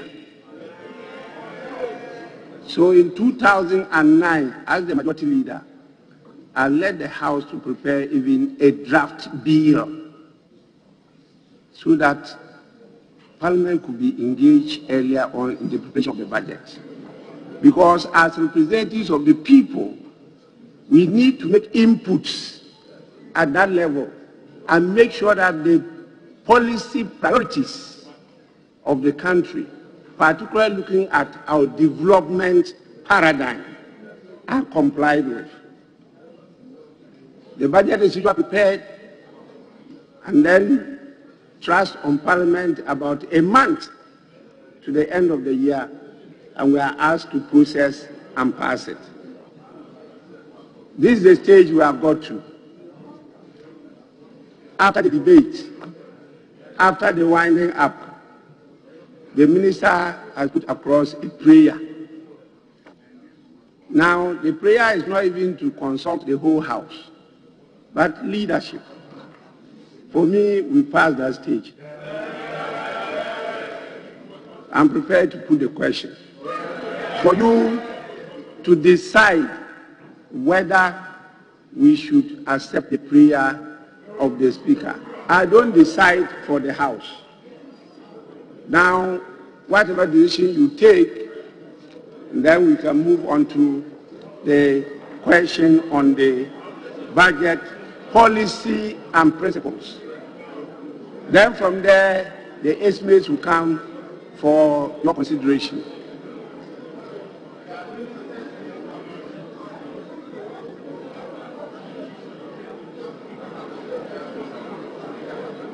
Honourable members, the question is, yes, Minority Chief Whip. Mr. Speaker, with the greatest of respect, you said the debate is ended. We are going to put a question. We are not very clear what the question is going to be on. Is it on the request of the minister or for the approval of the budget? We didn't get that clear. We'll be careful if Mr. Speaker will iterate what the question is going to be, so that we are very clear before we respond. Thank you very much, Mr. Speaker. But if the question is not put, how can you be clear about the question? When I put the question, you will be clear about the question. Those in favor of us granting the prayer of the minister for the House to give him the opportunity to engage further with the leaders, say aye. Those against, say no.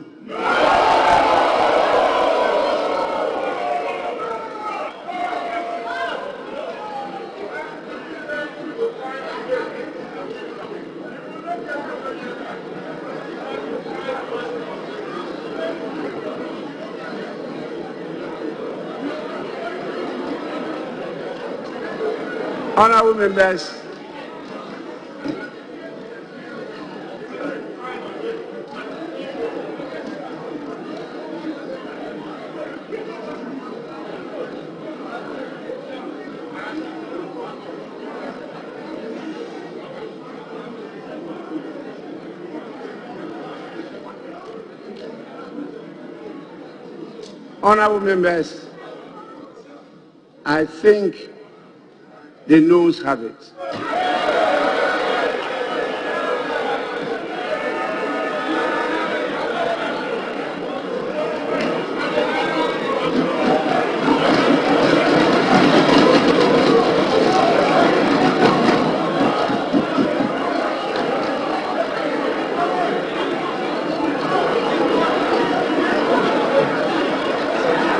Yes, Deputy Majority Leader.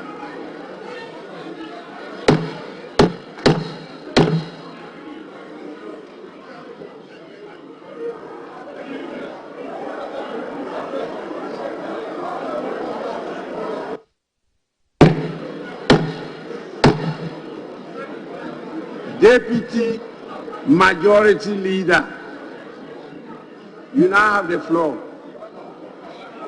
Mr. Speaker,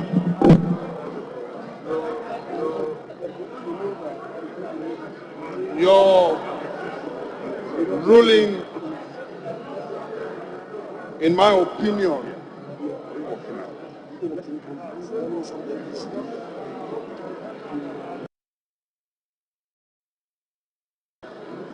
the voice votes. Accordingly, Mr. Speaker, I shall contend that under Order 1132 of our rules, the decision should, Mr. Speaker, be subjected to a division, Mr. Speaker. Mr. Speaker, in terms, as per my application, Mr. Speaker, fortified by the precedents,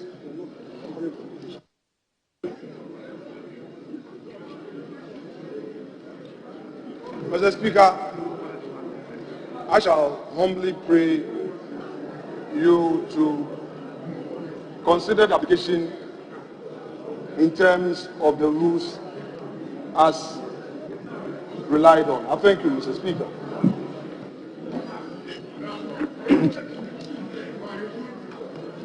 Honorable members, the ruling of the Speaker has been challenged under Order 113. Order 1131 says, when the question has been put by Mr. Speaker at the conclusion of the debate, the votes shall be taken by voices aye and no, provided that Mr. Speaker may, in his discretion, instead of declaring the result on the voice vote, call for a head count. 2, a member may call for head count or division if the opinion of Mr. Speaker on the voice vote is challenged. So the Deputy Majority Leader is right in his submission. He has challenged my decision and he's not asked for head count. He's called for division. The procedure for division is in Order 114.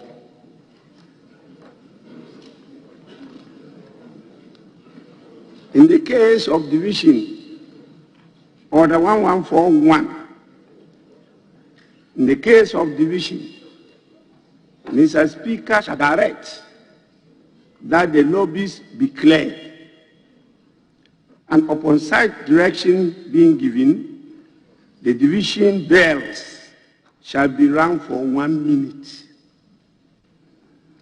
After a lapse of 2 minutes from this direction, he shall put the question, and Mr. Speaker shall declare whether in his opinion the ayes or noes have it.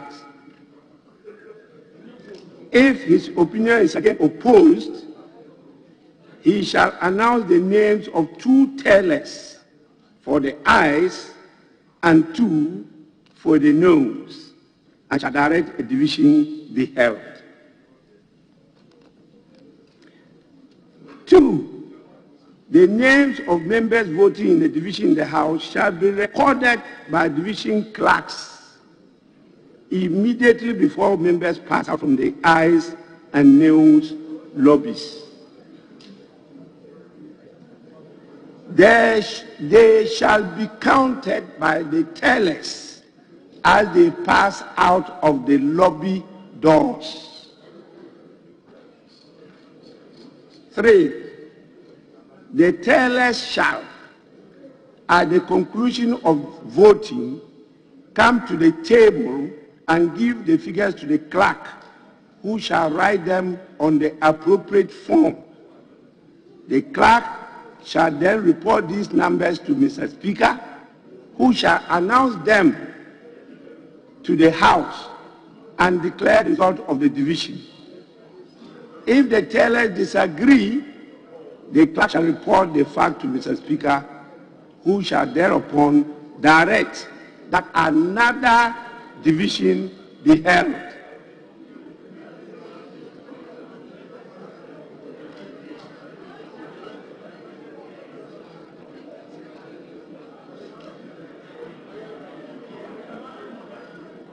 For members who are incapacitated by some physical infirmity from passing through the lobbies shall, upon reporting their incapacity to Mr. Speaker through the clerk, be counted and recorded accordingly in the House. If a member states that he voted in error or that his vote was counted wrongly, he may, immediately after Mr. Speaker has announced the figures and before he declares the result of division, claim to have his vote correctly recorded. 6, if the numbers in the division are equal, the motion shall be considered lost.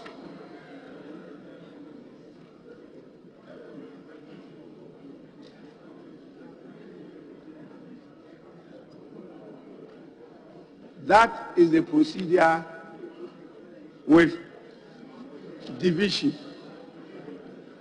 Now, this House, which is an improvised chamber, really don't have,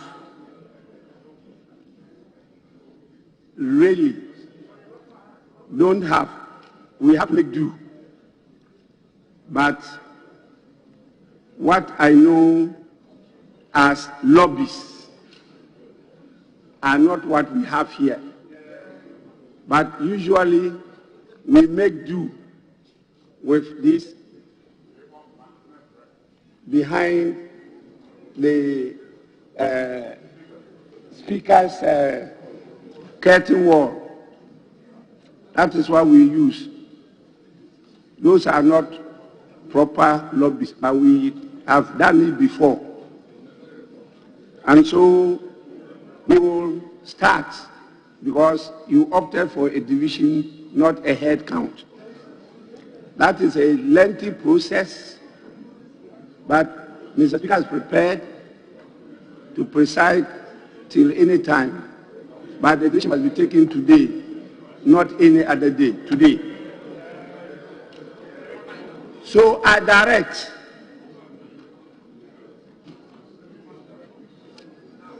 Honorable, I direct that the lobbies be clear. That's the first.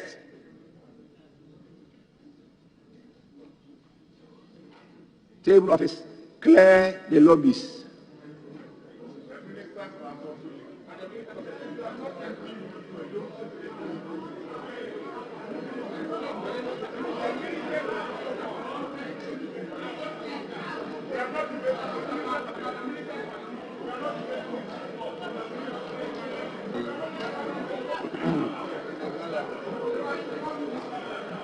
Ministers that are not MPs go.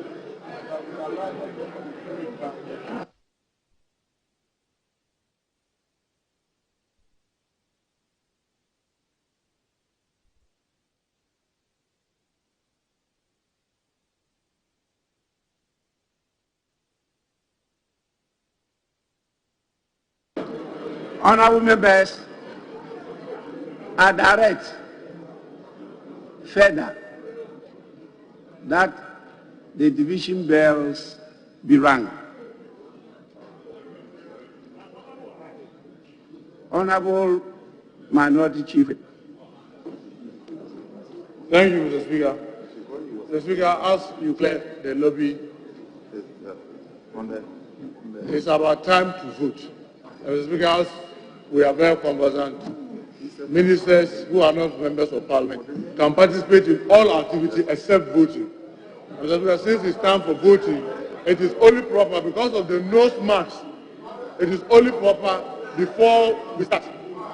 Ministers who are not members of parliament, excuse us because we are now going into the business of voting. And I'll be grateful, Mr. Speaker, you add that directive so that they can excuse us because at this stage we are moving into voting and they have no role to play as we start the voting. Thank you very much. Actually, that forms part of the directive to clear the lobbies. Because at this time, it's only for members of parliament who can vote. It's for only members, not those who come to participate but can't vote. And so the next process after the division bells are rung is for me to put the question again to listen to the ayes and noes. That is the process, and that is the procedure. Yes, Deputy Majority Leader.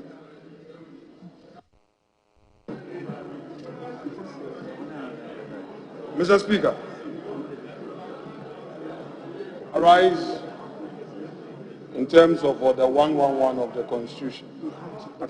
Article 111 of the Constitution. Article 111 of the Constitution. Yes. Mr. Speaker, my colleague invited you to exercise a discretion, but he didn't invoke any order in our rule book, neither did he rely on the Constitution. But I am relying on the Constitution, Mr. Speaker, in contending that the fact that ministers and deputy ministers have no voting right does not suggest in any way, Mr. Speaker, with respect, that when we are voting, they must necessarily leave the chamber. Mr. Speaker, for the avoidance of doubt, I shall read the said article I rely on in extenso and verbatim. The Vice President, Mr. Speaker, with your leave, the Vice President, a minister or deputy minister who is not a member of Parliament shall be entitled to participate in the proceedings of Parliament and shall be accorded all the privileges of a member of Parliament except that he is not entitled to vote or to hold an office in Parliament. Mr. Speaker,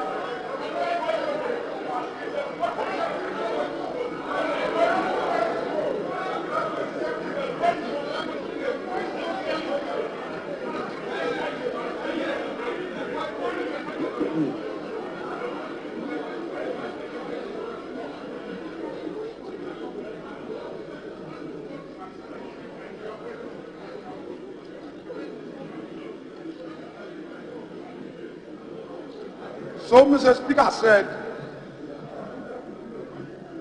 in granting my application that there's going to be division. We're going to vote. It cannot be that for the first time we trying to introduce a new precedent. Mr. Speaker, the applicant on whose behalf we are proceeding in this direction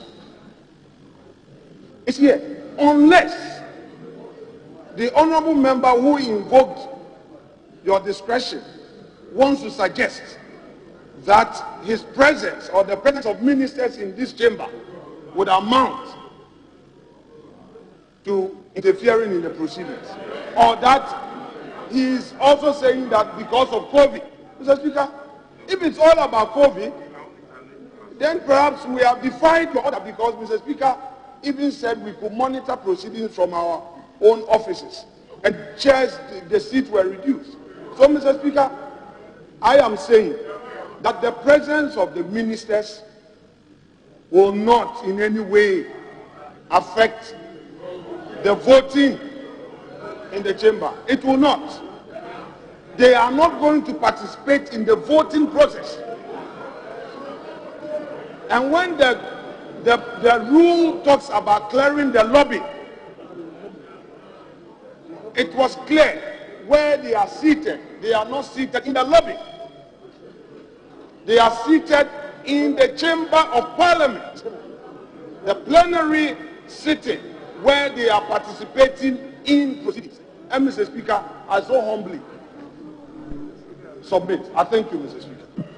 Honorable member, you got it all wrong. This is not the first time that the Parliament of the Fourth Republic has applied the procedure of division. This is not the first time. Once you challenge the voice vote, it means that what the Speaker heard is different from what you heard. And so you think that what you heard is that the yes had it, not the noes. Or the other way around, the noes had it, not the yes. So it's a voice vote. So when you decide to take a division, the intention of a division is to make sure that in repeating the voice vote again, there should not be any doubt as to the decision being taken by only members who are entitled to vote.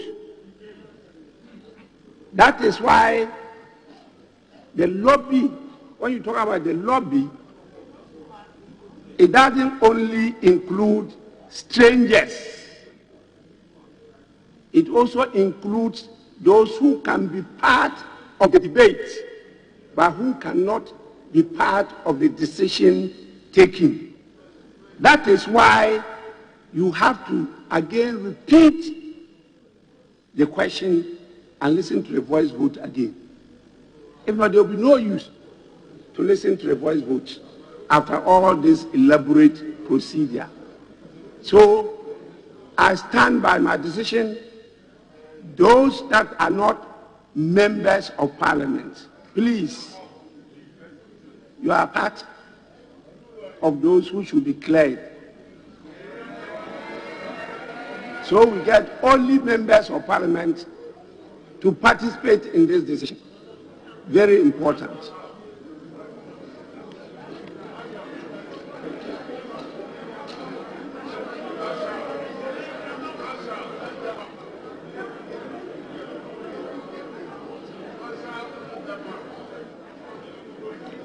Honorable members, if we have a non-member of parliament seated here, I have the power under the orders to call on the marshal to get the person out of the house.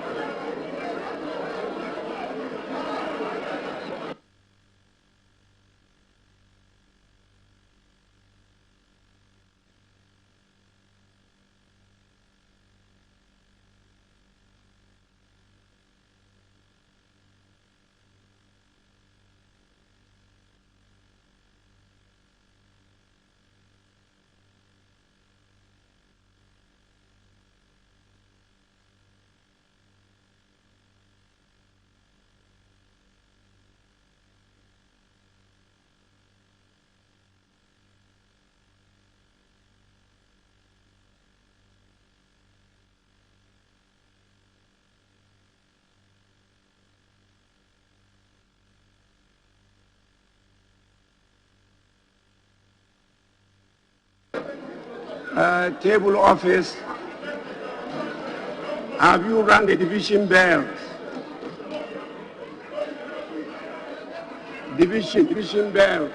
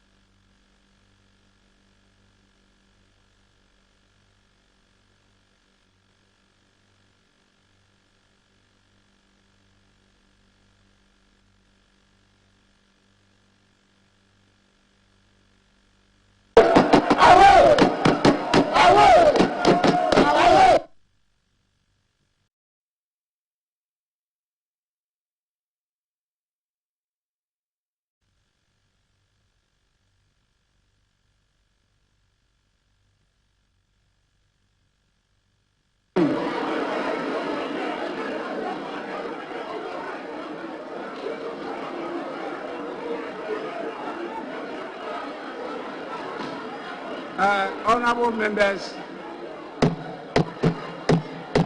Mr. Speaker, no one will listen to you. I'm sorry, no one will listen to you.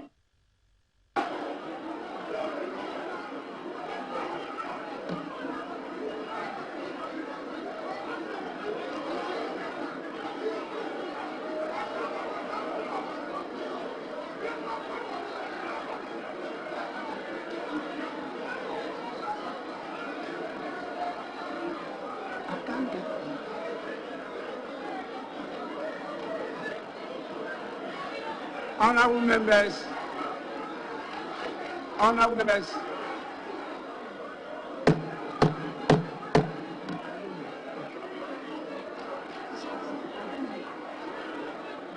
honorable members, may I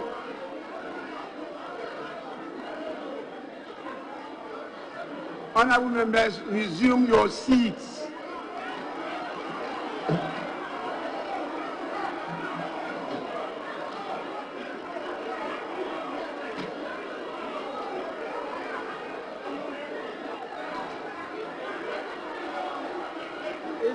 It looks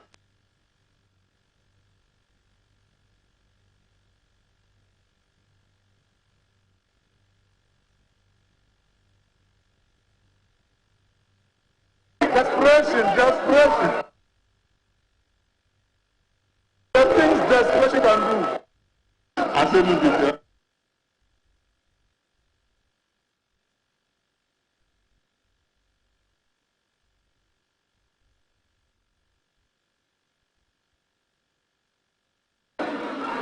Honorable members, I want to. No! I said you can tell my sleep. If it doesn't go, we are not happy. Simple. No leak. I said you can tell no leak. That is the public gallery.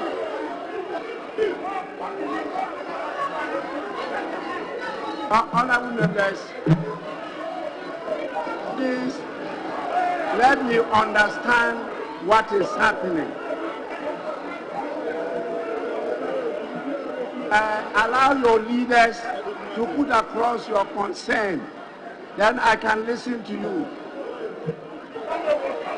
Honorable members, resume your seat so that.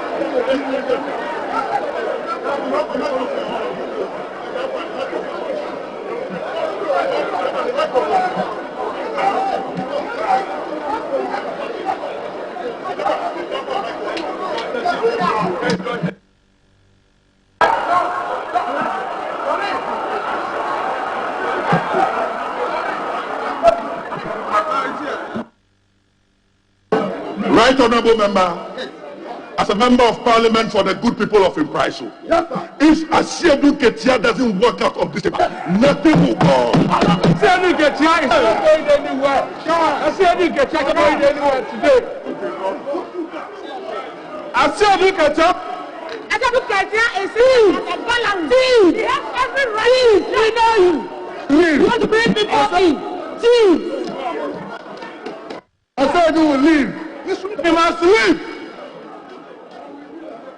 We will not condone this family. What do you think you are? Nothing of what I say. Get us out of your room. Let's go.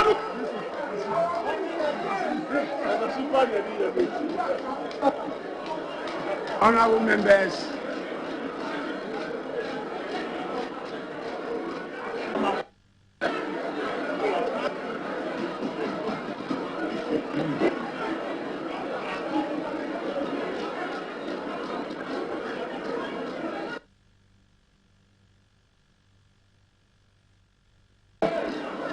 honorable members, the request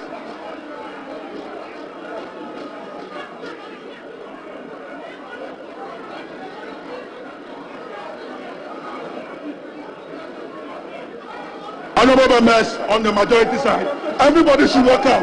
Let's walk out. Walk out. Walk out. Everybody, rise up and let's go.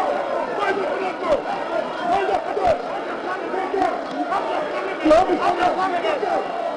I'm just winning. I'm your president. Let's go. Let's go. Let's go. I'm your president. Let's go. Let's go. Yes, Speaker. I'm your president.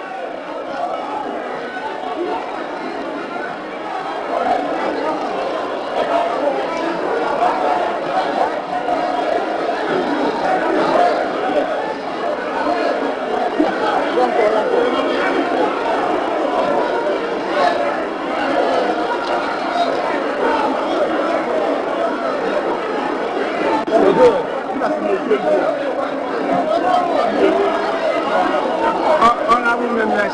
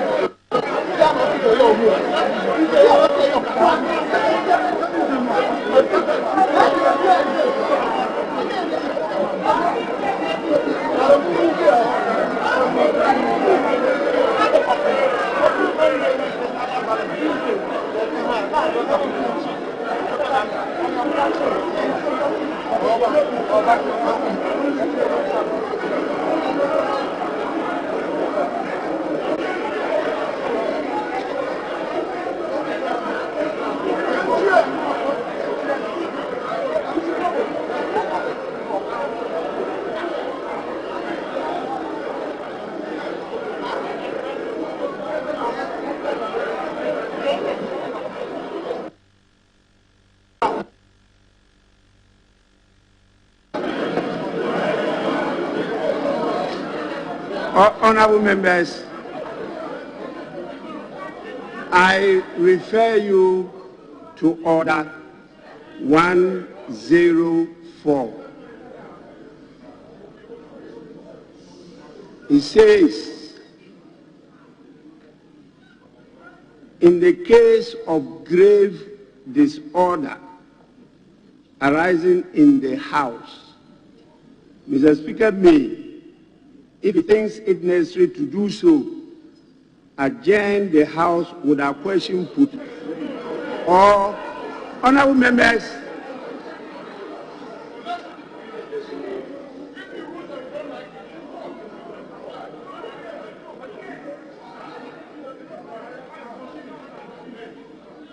this is part of grave disorder. I repeat, you should have read it, so you know what it involves. So when I say read and you don't read, and I want to draw your attention to it, listen. At the end of the day, you have the opportunity to raise objection. Honorable Mama Yarga, I can't be wrong so far as this matter is concerned. Please sit down.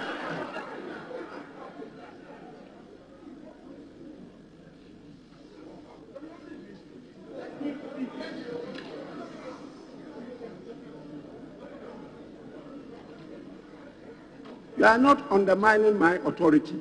You are undermining the authority of Parliament, not me. I've been here 28 years, clean. Order 104. In the case of grave disorder arising in the House, Mr. Speaker may, if he thinks it necessary to do so, adjourn the House without question put, or suspend the sitting till a time to be named by him. And so, I am going to suspend the sitting.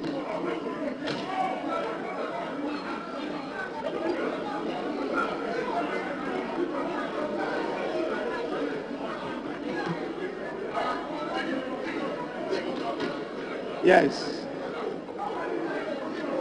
Thank you, Mr. Speaker. Mr. Speaker, with the greatest of respect, our colleagues walked out. Mr. Speaker, so many times this House, one side of the House had walked out for one reason or the other. Mr. Speaker, each time they do, business of the House continues. And Mr. Speaker, with the greatest of respect, I want to refer you to Order 82, where I am calling for the withdrawal of the earlier motion on the request of the Finance Minister that you wanted us to put the question. And withdraw leave a member who has proposed a motion may withdraw it, but if the motion has been seconded, he may do so only by the leave of the House. Mr. Speaker, I want to plead that Which motion I are you want, referring to? there was no motion. Please. He made a request. He made a request. Mr. Speaker, you followed the request with a question, and we were to move into division when our colleagues opposite walked up.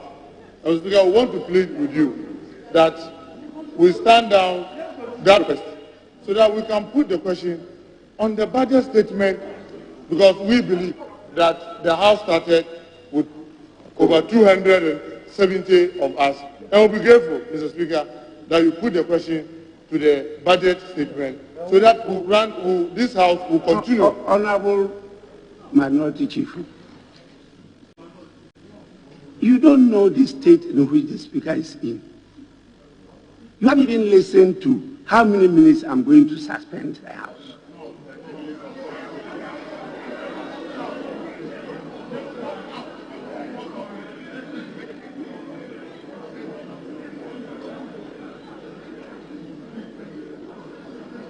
Where you sit, you can at any time move out and come back. Where I sit, I can only move out through a suspension or adjournment. So when I request for a suspension, you must be humane and you must listen to me. Definitely, you cannot understand this procedure more than me. I've lived it for how many years now? Please.